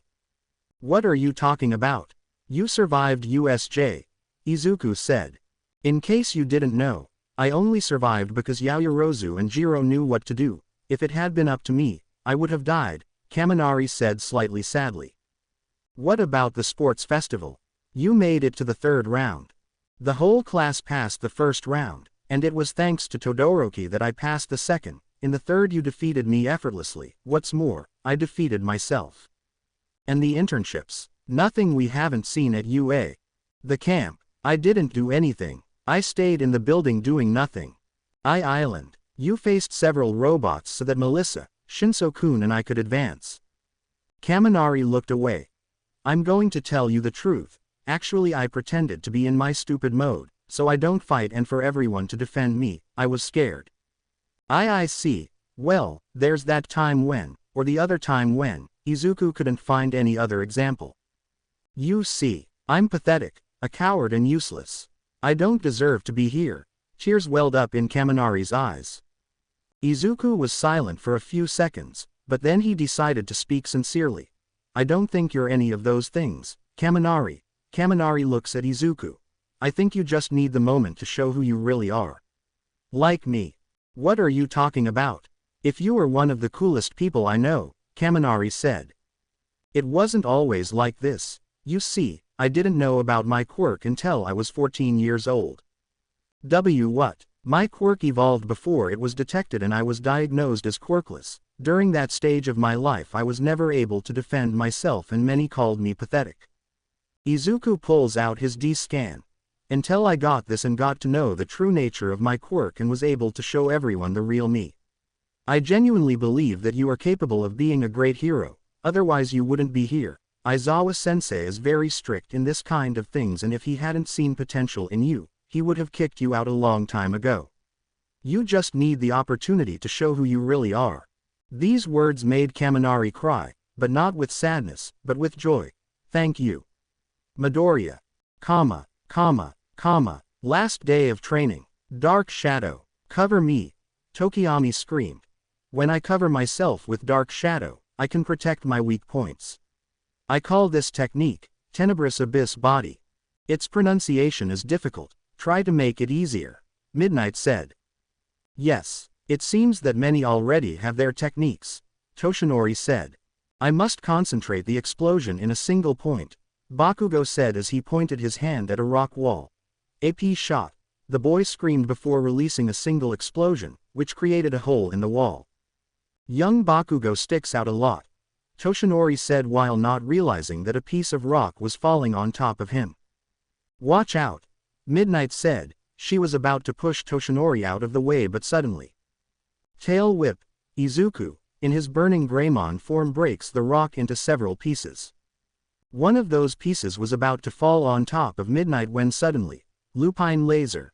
Shinso, in his Kendo Geruruman form, destroys the rock with a laser of light fired from his mouth. All Might, are you all right?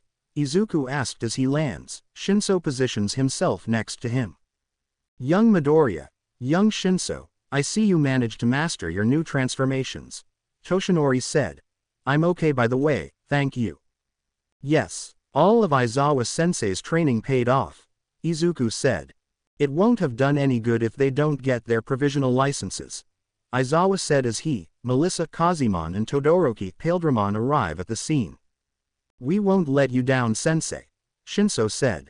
While this was happening, Toshinori was watching the group, especially the 4 students with their evolved quirk, chosen ones. I still can't get those words out of my head. He had never said it before. What did he mean?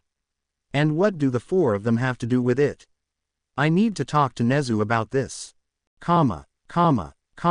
Nighttime. Melissa goes to her room. Everyone is in their respective rooms. She was about to return to hers, however she found Izuku, who was writing in his notebook. Hey Izuku, what are you doing? She said with a smile.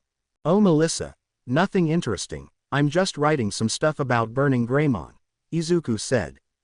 And what are those things? Abilities, attacks, strengths, weaknesses, among other things. Interesting, I guess you do it to control it better. Partly. You see, as a kid I had a hobby of writing down everything about heroes, but ever since I got the D-scan and everything about Shigaraki happened, I've been writing down everything about Digimon. Izuku said, while showing his notes to Melissa. These not only include Izuku's transformations, there were also those of Shinso, Todoroki and her. There was information about the various Digimon they have faced, the legendary warriors, the descendants of the other 5 warriors and some information about Luciman. Wow, this is so cool, Melissa said in awe. Do you really think that? Many have told me that it is weird, Izuku said. Well, they are fools, the amount of information that is here is quite valuable and very detailed, besides that you draw very well, Melissa said as she looked at the information in Izuku's notebook but stopped when she looked at Kazemon's page. Apparently, there was a note that said, she's cute, but not as cute as Melissa. Melissa blushes reading this. Izuku, she said as she points the note at Izuku. The boy blushes like a tomato quickly. Did I really write that? I'm sorry, Izuku said. And no, you don't need to apologize. Do you really think that of me? Melissa said. Yes, I really think you're very cute. Izuku hides his head. Also, I like you, a lot. This statement surprises Melissa a lot. Why? Are you seriously asking that? Since I'm not going to like you, besides being very cute you are very brave, even before having the spirit of the wind you were able to risk yourself to save everyone on I Island. You were very intelligent and very determined to be a hero. You're amazing, Izuku said. Melissa was still very surprised by all the things Izuku said to her. You seriously think that of me? Izuku blushes more. I don't know how that is possible. Why yes, sorry for being too bold. Okay, the truth is that it makes me happy that you think that way about me. That catches Izuku's attention, because I like you too, Melissa said. Izuku was completely surprised by these words. The prettiest girl he has met, who is also the girl he likes, said that she likes him too. What? Why? How can you like someone like me? Why? You asked. How can I not like you? You are brave, a great person, you are always willing to save everyone, you always make sure everyone is safe, you are very smart, strong, brave, handsome, and I can go on. In any case, how could someone like you like someone like me? Melissa said. Do you really think that? Melissa nods. Izuku takes a risk and takes the girl's hand. In that case, do you want to go out with me? Melissa smiles and hugs Izuku. Yes. Izuku returns the hug. I guess we're a couple now. That's right, Melissa said as she walked closer to Izuku. I don't think I'm ready for kisses yet, Izuku said. Okay, we'll go easy. Melissa said, however she gives Izuku a kiss on the cheek. But I think that's fine, right? Why yes, Izuku said while blushing hard. We better go to sleep. Tomorrow is the provisional license exam. I guess you're right, Melissa said as they both got up and went to their rooms, holding hands the whole way. All right, we're here. Get down everyone, Aizawa said. Class A gets off the bus. The exam will be here, at the Takoba National Stadium. So, it will be in Takoba. This will be complicated, Izuku said. If you manage to pass and obtain your provisional licenses, you will be able to train to become semi-professionals, Aizawa said. So, try hard. We are more than ready, right? Kirishima said. Let's do it. Plus. Ultra. The class was unable to finish the motto as they were interrupted by another person. Said person is a very tall and well-built young man with buzzed, dark brown hair and black eyes. Hey Inasa, it's not right for you to get involved in other people's business, another guy said. Right, the boy, now identified as Inasa said. Suddenly the boy bows, however it was so exaggerated that his forehead hit the ground. My biggest apologies. Who's that excited person? Kaminari asked. It's like we combined Iida and Kirishima, Siro said. Wait a minute, those uniforms, they're Shiketsu students, Izuku said. Of all the hero schools, the only one that compares to UA is Shiketsu High School, Shinso said. At that, Inasa gets up. I just wanted to say it. Plus Ultra, I also really like the UA. It is an honor to compete against UA students. A pleasure. It's time to go. Another Shiketsu student said. Said students is covered entirely by light brown hair, with no distinct features besides his eyes. After this, the Shiketsu students enter the stadium. Inasa Yoarashi, Aizawa said. Do you know him, sensei? Hagakure asked. Inasa Yoarashi, a recommended student for the UA. He took the recommendation exam the same year as Todoroki and Yaoyorozu. Despite getting the highest score, he refused admission for some reason, Aizawa explained. He is also a first year. Izuku said. Do you recognize him, Todoroki-kun? Todoroki watches the boy for several seconds before shrugging his shoulders. No idea who he is. I see, even so, he just said that he likes the UA very much. I don't understand why I refuse admission. Indeed, that's weird, Iida said. He's weird, but he's skilled, be careful with him, Aizawa said. Eraser. Is that you, Eraser? A female voice interrupted Aizawa. He recognized that voice and his expression changed to one of terror. I saw you on television recently, but I haven't seen you in person for a long time. That person is a young woman of a strong athletic build with noticeably muscular arms. She has sea green hair that reaches just past her shoulders, and short fringe with splayed ends which is usually obscured by her bandana. She has dark green eyes with bright pupils, but by far her most prominent feature is her unwavering joyous smile. Her hero costume consists of a sleeveless navy blue shirt with a high collar that's buttoned up all the way to her chin, puffed shorts with a green and orange pinstripe design, and a corset adorned with yellow smiley face pins, dipping down in a shallow U in the center. Below this, she wears a white V-shaped belt, and on her hands, she has padded yellow gloves with golden plates over her knuckles and lower fingers, which extend in orange striped tubes down her lower arms, with thick metal cylinders acting as wrist guards over the top. She also wears an orange bandana. She is the smiling heroine, M's joke, Izuku said. Let's get married, the heroine said. No, Aizawa quickly answered. If you marry me, we can form a family full of laughter and joy. Your definition of joy scares me. They seem to get along very well, Tsuyu said.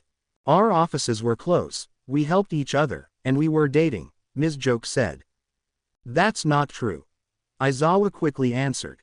Joke, if you're here, that means your high school will also participate. That's right, hey guys. Look, it's the UA, Ms. Joke said. At that, 4 people approach Class A. This group is the second year of the Ketsubutsu Academy. I'm in charge of this class. In that, a black-haired boy approaches Izuku. My name is Shindo. A pleasure. Huh, you guys are only in your first year, right? That is incredible, Shindo said with excitement. Midoriya-kun, can I have your autograph? You were amazing at the sports festival, a blonde girl from Ketsubutsu said. These words of the girl caught Shinso's attention, who took Izuku by the shoulder and dragged him towards him. I'm sorry, but we have to go now. We have to prepare for the exam, right? Class president, Shinso said. Izuku didn't understand, but seeing Shinso's serious look he knew something was up. Yes. You're right, Class A, it's time to go. Class A starts following their president. Shinso-kun, what was that? No, not here. We need to go somewhere more private, Shinso said. Once in a place away from everyone.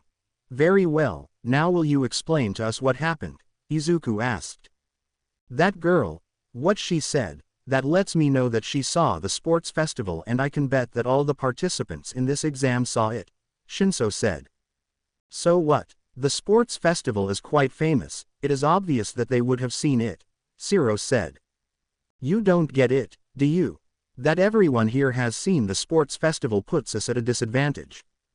How so? That means everyone here knows our quirks and we don't know anything about them. Shinso explained, this makes everyone tense. That explains why it is now that we create the special techniques. In this way we can surprise others with something they do not know, Izuku said. Exactly. We must stay alert. They may try something, Shinso said. In that case, I think Melissa and I have an advantage, Todoroki said. The only thing they know is that my quirk is made of ice, but they don't know that now I can transform. And they don't even know me, I joined after the sports festival, Melissa said. In that case we have to stay alert. Let's go, the exam is about to start, Izuku said. All examinees are in one room, there were at least 1,000 people. There are many people here, Izuku said. At that, in front of them, a man with a tired appearance, much more than Aizawa, begins to give the instructions. Okay, let's start with the provisional license exams.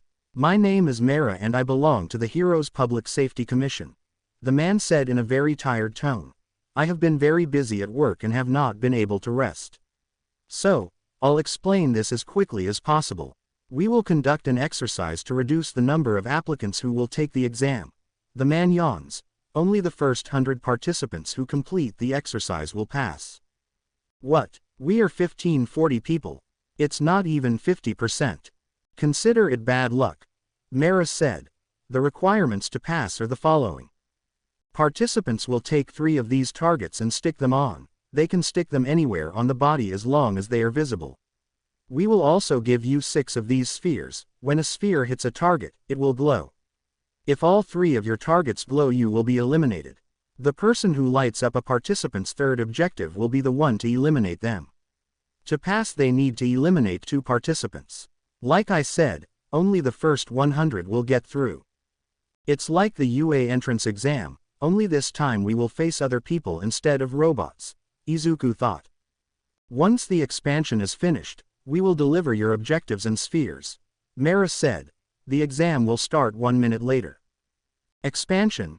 In that, the room begins to fall. Once it falls you can see that everyone is in the middle of the stadium and around it there are several different scenarios. There is a city, a power plant, a bridge, mountains, and a rocky area. You must find the scenario that suits you the best. These are the scenarios, Mara said.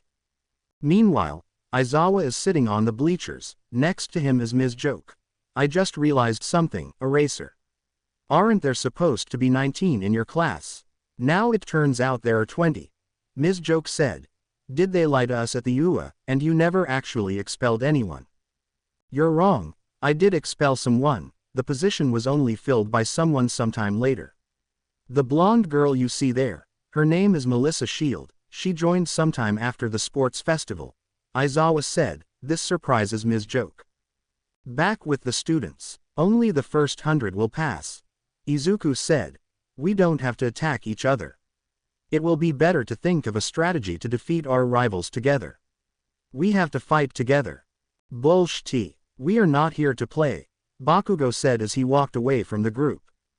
Wait, you idiot, Kirishima yelled as he and Kaminari followed Bakugo. Damn it, we have to go to a clear place, Shinso said while Izuku leads the rest of the class. You know something, Eraser, you should have told your students, Ms. Joke said as Class A began to be surrounded by various test participants, about the tradition of destroying the UA. Shindo, in his hero outfit, is among the participants. Be careful with the green-haired boy and the purple-haired boy. If they transform, they will be a problem.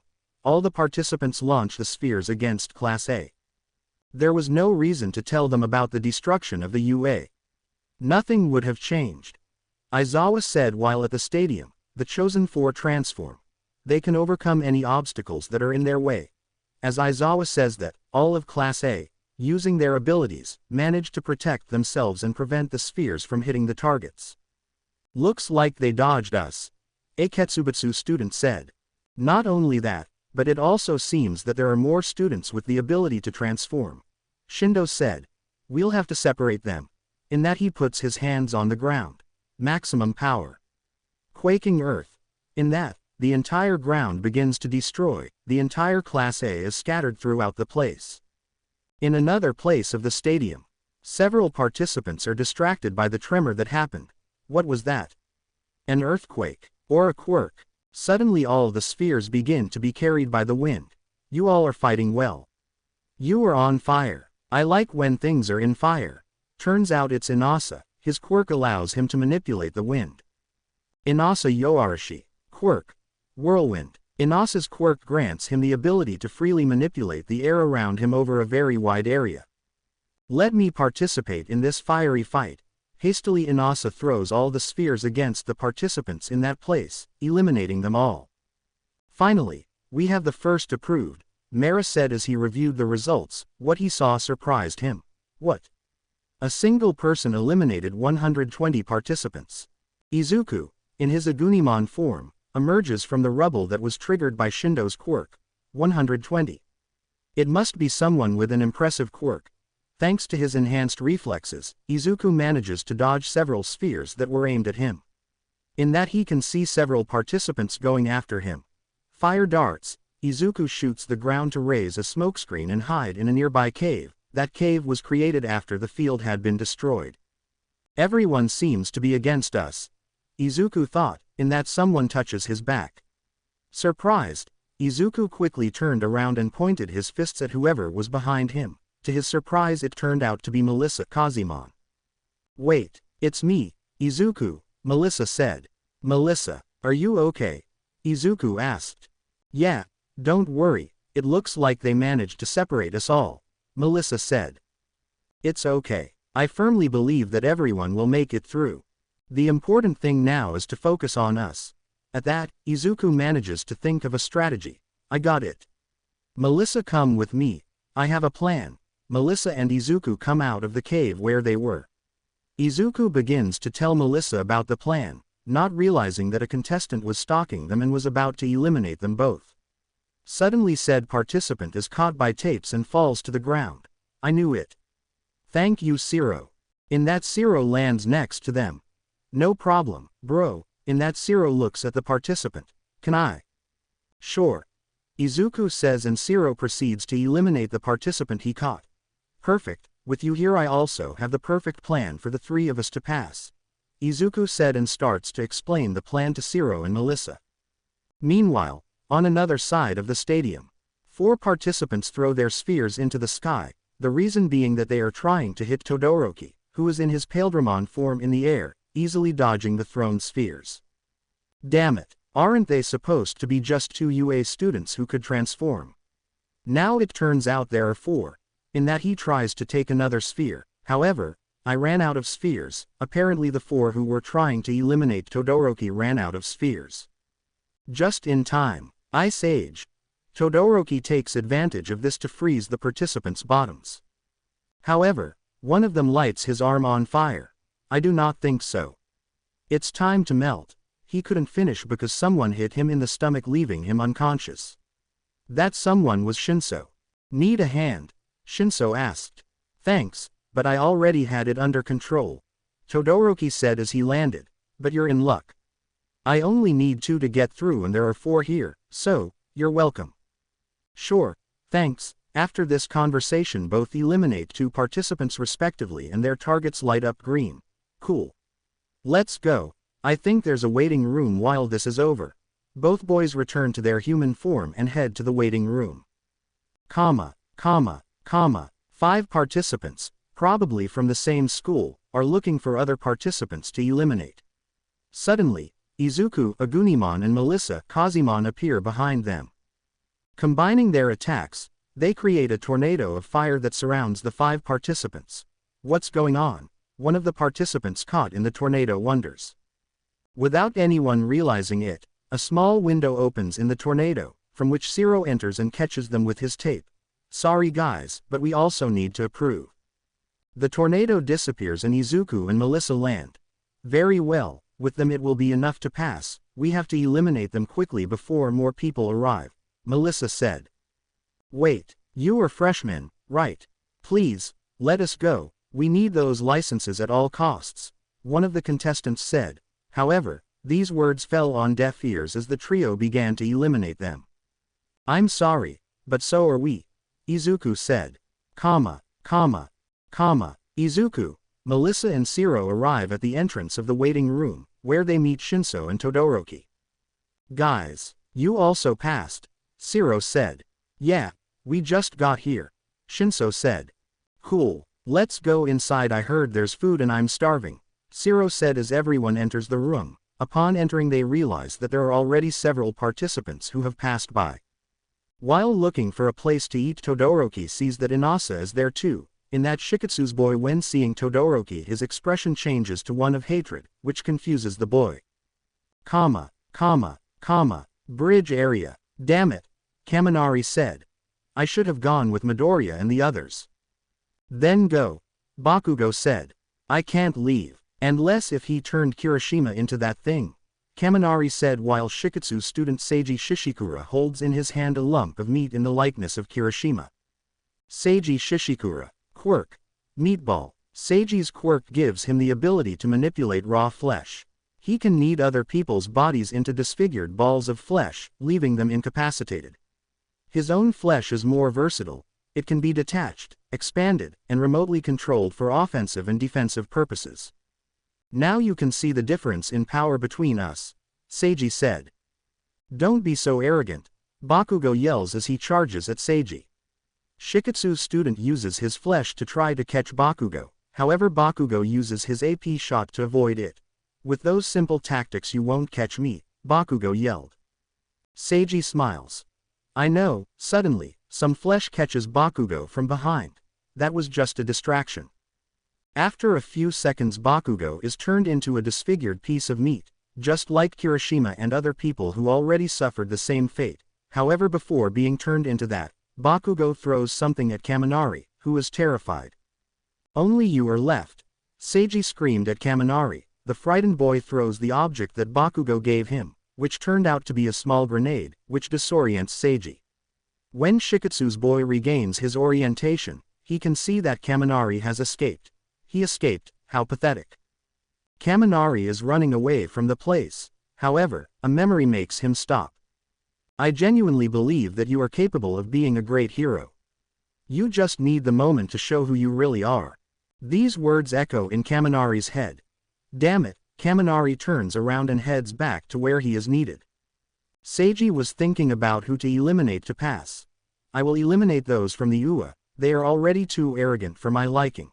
However, he couldn't do anything as a disc fell behind him.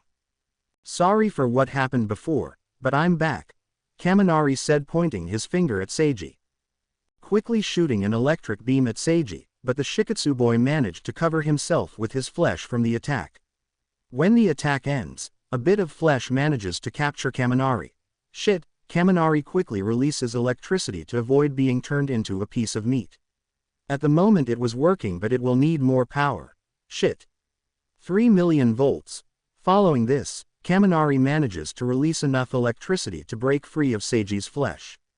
Not bad. You were the first to break free from my quirk, Seiji said as Kaminari fought with everything he has, not to go into his idiot mode. Once I pass, I will tell your UA colleagues that you fought with honor. From behind, another piece of flesh captures Kaminari. However, the process was taking a long time. What's going on? Suddenly, a force within the flesh releases Kaminari as the boy screams.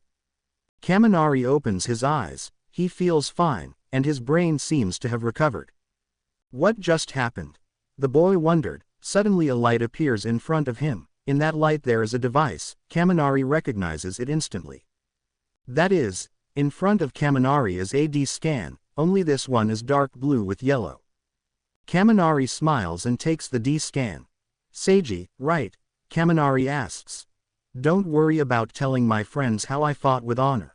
The boy extends his left hand. I'll tell them myself. In his left hand a data wheel appears. Remembering how Izuku and the others transform, he decides to do the same. Execute. The D-scan makes contact with the data. Spirit evolution. Data surrounds Kaminari. Inside the data, Kaminari's clothes were stored inside the D-scan, in that several screens appeared around Kaminari. Each screen shows what appears to be a piece of dark blue and yellow armor. Soon each screen joins to form two screens, one behind Kaminari and one in front, each screen showing the full armor, the front on the front screen and the back on the back screen. In that, both screens begin to approach Izuku. Once they make contact with him, Kaminari begins to change. Several seconds later, the transformation is complete. The data disappeared and instead of Izuku there was Beat. Beat is a large humanoid Digimon who has a large horn on its head. It is covered in a blue and yellow armor-like exoskeleton. What the hell happened to you? They were the only words Seiji could say. Oh, nothing. I just got an upgrade, Kaminari said as he charged at Seiji. The Shikatsu boy sends his flesh against Kaminari. However, Thunder Fist. Kaminari claps his hands and with a thunder swing he destroys the flesh. Lightning Blitz. Kaminari emits a powerful stream of lightning from his horn, which hits Seiji and leaves him unconscious. This causes everyone captured by Seiji to break free. What the, Kaminari? Kirishima asked, seeing Kaminari in his beat form. Yes, it's me, bro. Hey you idiots, we have an exam to pass, then you can admire each other, Bakugo said, seeing the rest of the participants released from Seiji's quirk. Right. Both boys said as they prepare to fight. In the waiting room, all the approved of the UA are eating together. Suddenly the door opens suddenly and Kaminari, still transformed into Beat, enters the room very excited. Oh yeah! Kaminari yells excitedly. All the approved are surprised by the sudden appearance. However, 4 other people are more surprised than the rest. Izuku, do you think it is? Melissa asked. It has to be, but the question is, who is he? Izuku answered. Kaminari watches and in the distance, he can see the 4 chosen ones. Hey guys, he quickly approaches them. Once in front of them, he returns to his human form. Look. I also managed to evolve my quirk, the boy said as he showed them his D-scan. The chosen ones did not know what to do. The truth is that they did not expect this to happen at this moment. Izuku quickly answers. Gee, that's great, Kaminari-kun. Could you join us for a second? You know, stuff from people with evolved quirks. Sure, Kaminari said, following the chosen ones to somewhere more private.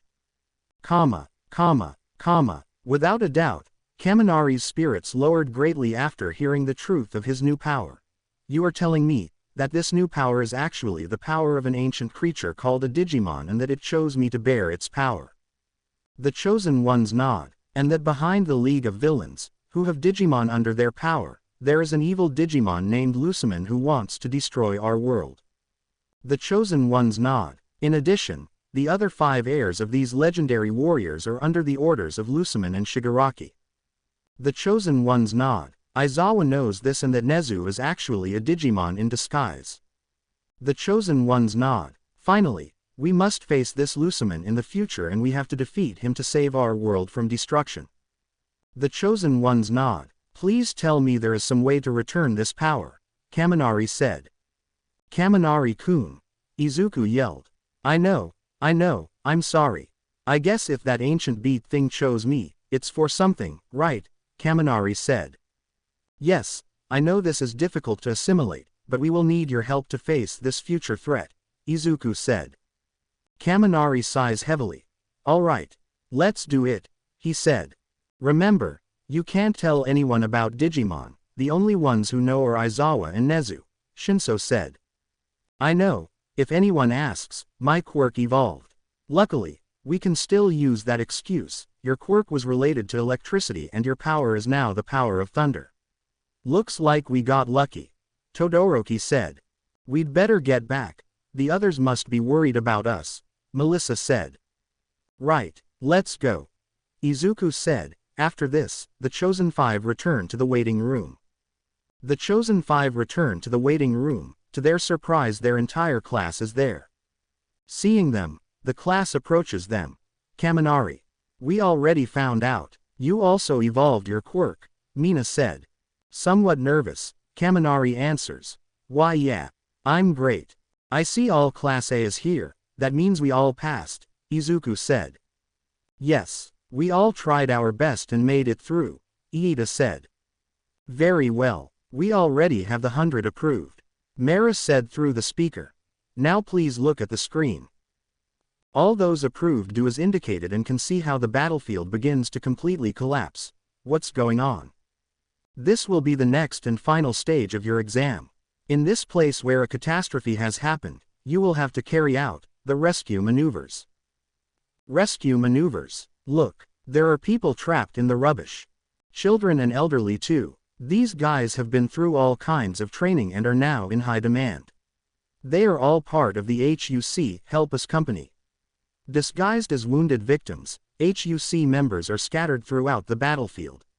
And it will be you who must rescue them. I see, they use fake victims for this exercise, Shinso said. Not only that, but your actions are also being monitored and evaluated. At the end of the exercise it will be revealed to you if you have the necessary score to pass or not. The key will be that we all work together and coordinate to save people as quickly and efficiently as possible. Very well, it's time to start. Heroes, save everyone. After this the doors open and the exercise begins. It's time to save everyone. Leave it to me, one participant said. Hey, I'm going to save more people, step aside, another said. What do you say? I will be the one who saves more people. And so, all the participants begin to argue for who will be the best and who will save more people. Enough!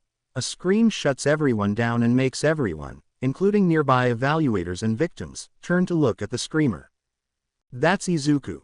There are people in danger and the only thing you all do is argue about who is the best. Izuku scolded everyone.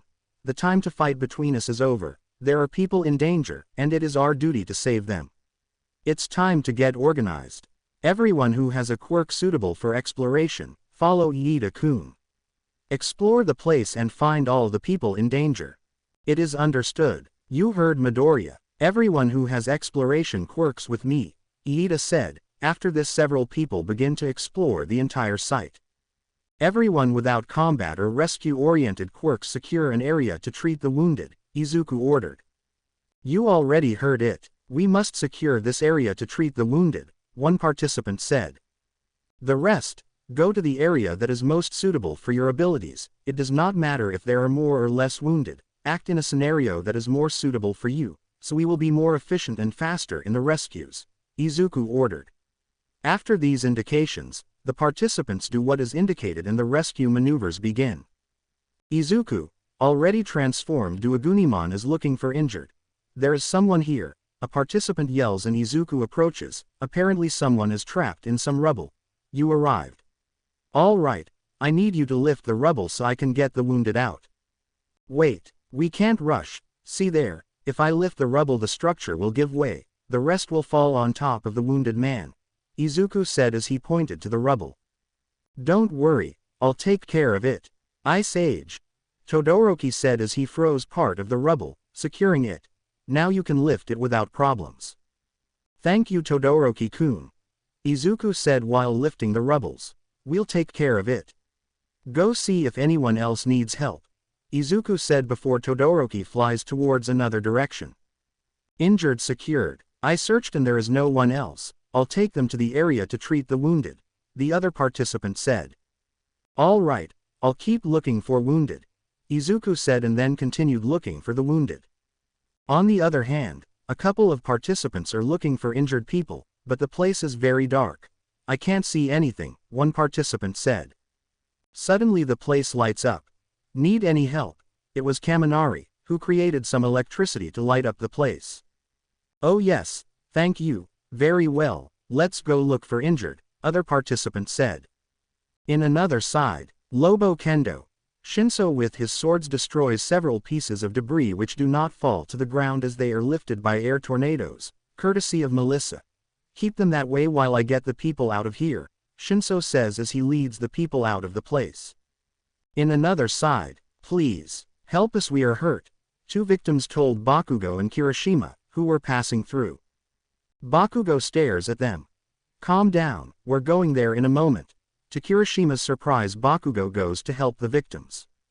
Wow Bakugo, I was not expecting this from you, Kirishima mockingly said to Bakugo.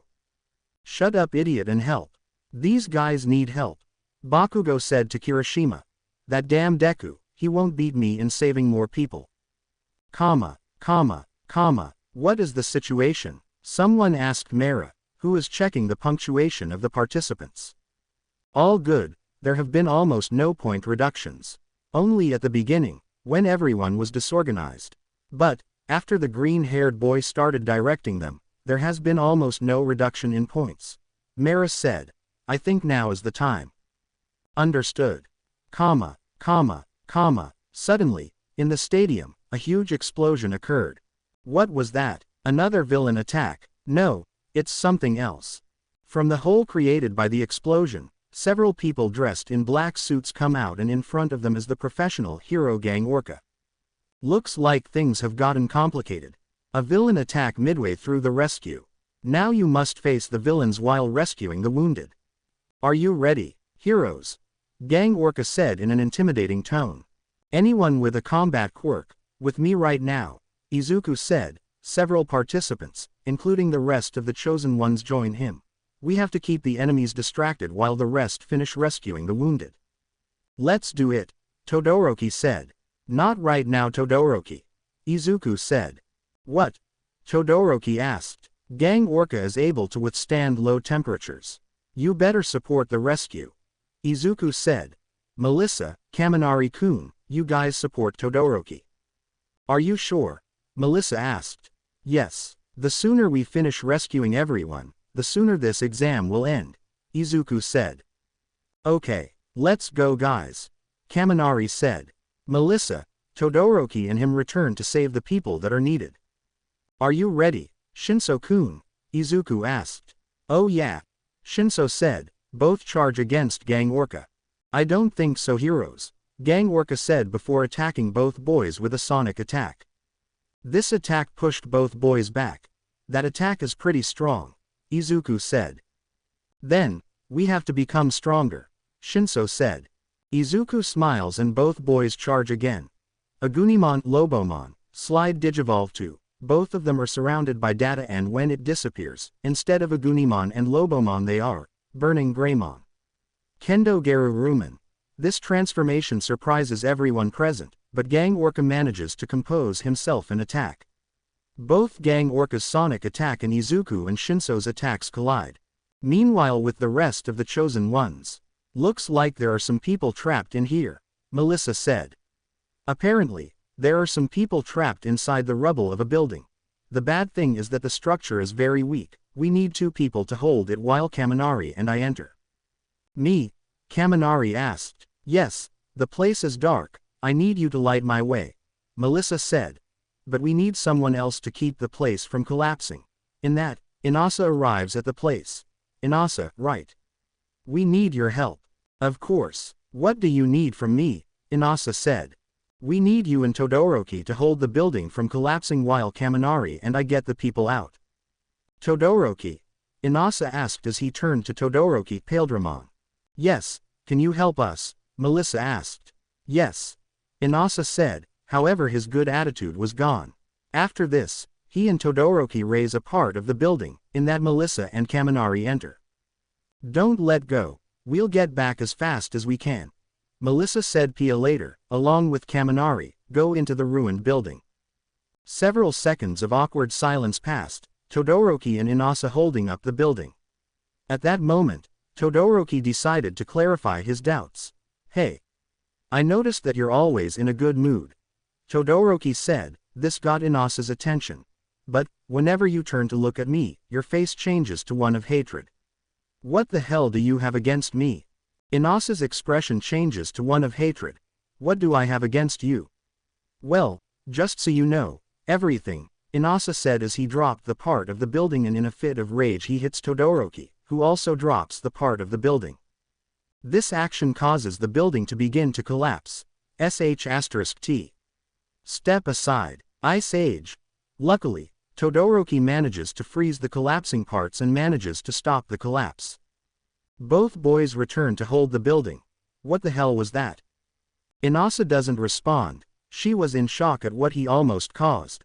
Damn it, I don't know what the hell I did to you, but that causes our comrades and civilians to get hurt. An annoyed Todoroki said. Why the hell did you do that? This is your fault, Inasa screamed. My fault. In case you didn't notice, it was you who almost caused the collapse. Todoroki calms down. Listen. I don't know what I did to you, but I'm sorry. Even so, you can't let your personal problems influence these types of situations. So, what do you know? Inasa said. I also had the same problem. Todoroki said. My father is Endeavor, but don't be fooled by his status as a hero, he's actually a very bad father. Because of him my family suffered a lot, and my attitude became very similar to him, even though I tried not to be like him. This surprises Inasa. It was thanks to my friends and family that I was able to change. That is why you should not let your personal problems control you. Inasa remains silent. Damn it. All this time I hated you when in reality you had bigger problems than me. In the UA exam you behaved in a way that I thought you would be someone arrogant and unpleasant, but I see that I was wrong. Everybody can be wrong. Todoroki said. Still, I'm sorry. Inasa said. I forgive you. Just promise me that you will learn from this and not make the same mistakes again, Todoroki said. Inasa smiles, her happy attitude returning. Alright, let's keep this building from falling with all our might. After several seconds, Melissa and Kaminari exit the building with 3 civilians. We've got them. What happened? The building was about to collapse a few moments ago, Melissa asked. Inasa was about to admit her guilt. However, apparently there were other weak parts in the structure. Inasa realized that, and thanks to him I was able to freeze the weak points. Todoroki said. I see. Good job, Inasa. Melissa said. Yeah, you can always count on me, Inasa said. Melissa and Kaminari carry the injured to safety. Why did you lie? Consider it an apology for the things I said to you on the UA exam. Come on, there are still people to save. Todoroki said so that later he and Inasa continue looking for the wounded. Izuku and Shinso continue facing Gang Orca. This time, it is the hero who is having a hard time keeping up. Izuku, Burning Greymon is strong, added to the fact that he can now fly, makes him a dangerous opponent. On the other hand, Shinso Kendo Geruruman is very fast, even though his attacks are slightly less powerful than Izuku's. Thanks to his speed he can attack multiple times, doing the same damage as Izuku. These two guys are very strong. Gang Orca thought. Not only that, with that guy's direction, the other participants don't allow my henchmen to help me. Gang Orca smiles. These boys will be great heroes in the future, especially the Midoriya boy. Let's go, Shinso-kun, Izuku said. Wildfire tsunami, he then sets his whole body aflame, then releases a high-temperature tornado by flapping the fire wings. Gang Orca is surrounded by the fire tornado. In that militant attack, Shinso performs a turning, ramming attack, which knocks down the hero. But the attack does not end there. Drag Fanger, Izuku enters the fire tornado and performs a charging tackle while covered in flames. The attack hits Gang Orca, who barely manages to fight off the attack, but for the luck of the hero. Attention all participants. All civilians have been rescued. Thus, the exam is over, Mara said through a speaker. Izuku disappears the fire tornado and he and Shinso return to their human form and bump fists. After averaging the notes we will give you your results. Those who got hurt go to the medical area, the rest can go change into their normal clothes and wait for further instructions. And after these instructions, the provisional license exam was over. All participants gather in one place to await their results, everyone in their respective school uniforms. How did we do it? I don't know, but I hope I passed. I think that if it hadn't been for the green-haired boy, this exam would have been more difficult. Hello and thank you all for waiting. You all work very hard and it's time to show you the results. In terms of how we evaluate them, between us and the members of the HUC we use a point reduction system. Mara said before pointing to the screen behind him. The names of the approved will appear on the screen, they will be arranged alphabetically. So, you can check it out for yourself. The screen shows all those approved. Among all those names, they were Izuku Midoriya. Izuku smiled upon seeing his name. There it is. My name, he said completely excited. Hitoshi Shinso. Shinso gives a proud smile. I passed. Melissa Shield. Melissa gets excited. I did it. I can't believe it. Denki Kaminari. Kaminari is surprised but also excited. Alright. I did it too. Shoto Todoroki. Shoto smirks. I did it. Apparently, everyone from the UA approved. Ha ha ha. How about that, extras? I also approved. Yes, everyone approved. Now that everyone knows if you passed or not, we will give you your scores, so you will know what you did wrong and what you did well, Mara said. Everyone gets their scores. Izuku is surprised by his score. 100%. I got everything right, Izuku said happily. Among the notes it said, great leadership skills, great potential as a hero, he will be a great hero in the future. I had 98%. Some small failures of coordination with other people, but nothing to highlight, Shinso said. 95. For inappropriate dressing. Really? Melissa said. Well, at least it wasn't because of any mistake on my part. 80%. I think it was because of what I did in the first part of the exam, Kaminari said. 85. Fight and lack of coordination with another participant that endangered civilians and other heroes, however it seems not to have been caused by him, in addition to solving the problem quickly, Todoroki read. It seems we all passed, Izuku said. It can't be. Midoriya got 100%, Kaminari said. How did you do it? It seems that coordinating everyone at the beginning of the second test helped me not to lose points, Izuku said. That is why you are our unofficial leader of the chosen ones, Shinso said. You are great Izuku, Melissa said. Hey, it's not that big of a deal either, we all did great, Izuku said. At the exit of the stadium, Izuku is looking at his provisional license. He couldn't stop some tears from coming out of his eyes. I made it, wait. I must send a picture to my mother, he said as he took out his phone and took a picture of his license. His friends laugh at his antics. While all this was happening, in the distance one of those responsible for qualifying the participants enters a dark alley. Once alone, it seems that the guy begins to melt. However, instead, Himiko Toga appears. Apparently, she had transformed into that guy. The girl picks up her phone. At last, you communicate, Toga. On the other side of the line, Tamura said. Inform. Now. Apparently the chosen ones of fire and light have managed to control their beast spirits. The chosen one of wind and the one of ice remain the same. Toga said. But that is not all. Apparently, someone has just been chosen by the Thunder Warrior. The chosen one is also someone from the UA. I see. At last, the 5 chosen ones. Good job, Toga. Get back to base. Tamura said before hanging up.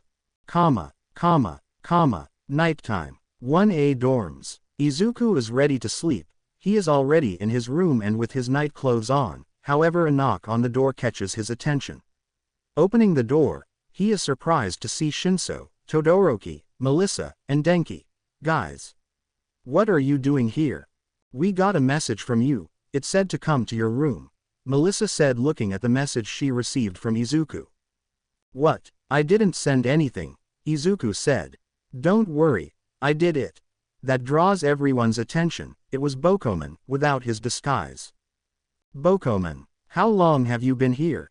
Izuku asked while everyone enters his room, and he closes the door. A few minutes. Bokoman said. I'm sorry to call you at this time of night, but I'm going to need your help. My world is in danger. To be continued. I hope you enjoyed this story. Also remember to subscribe and like this video. See you in the next video.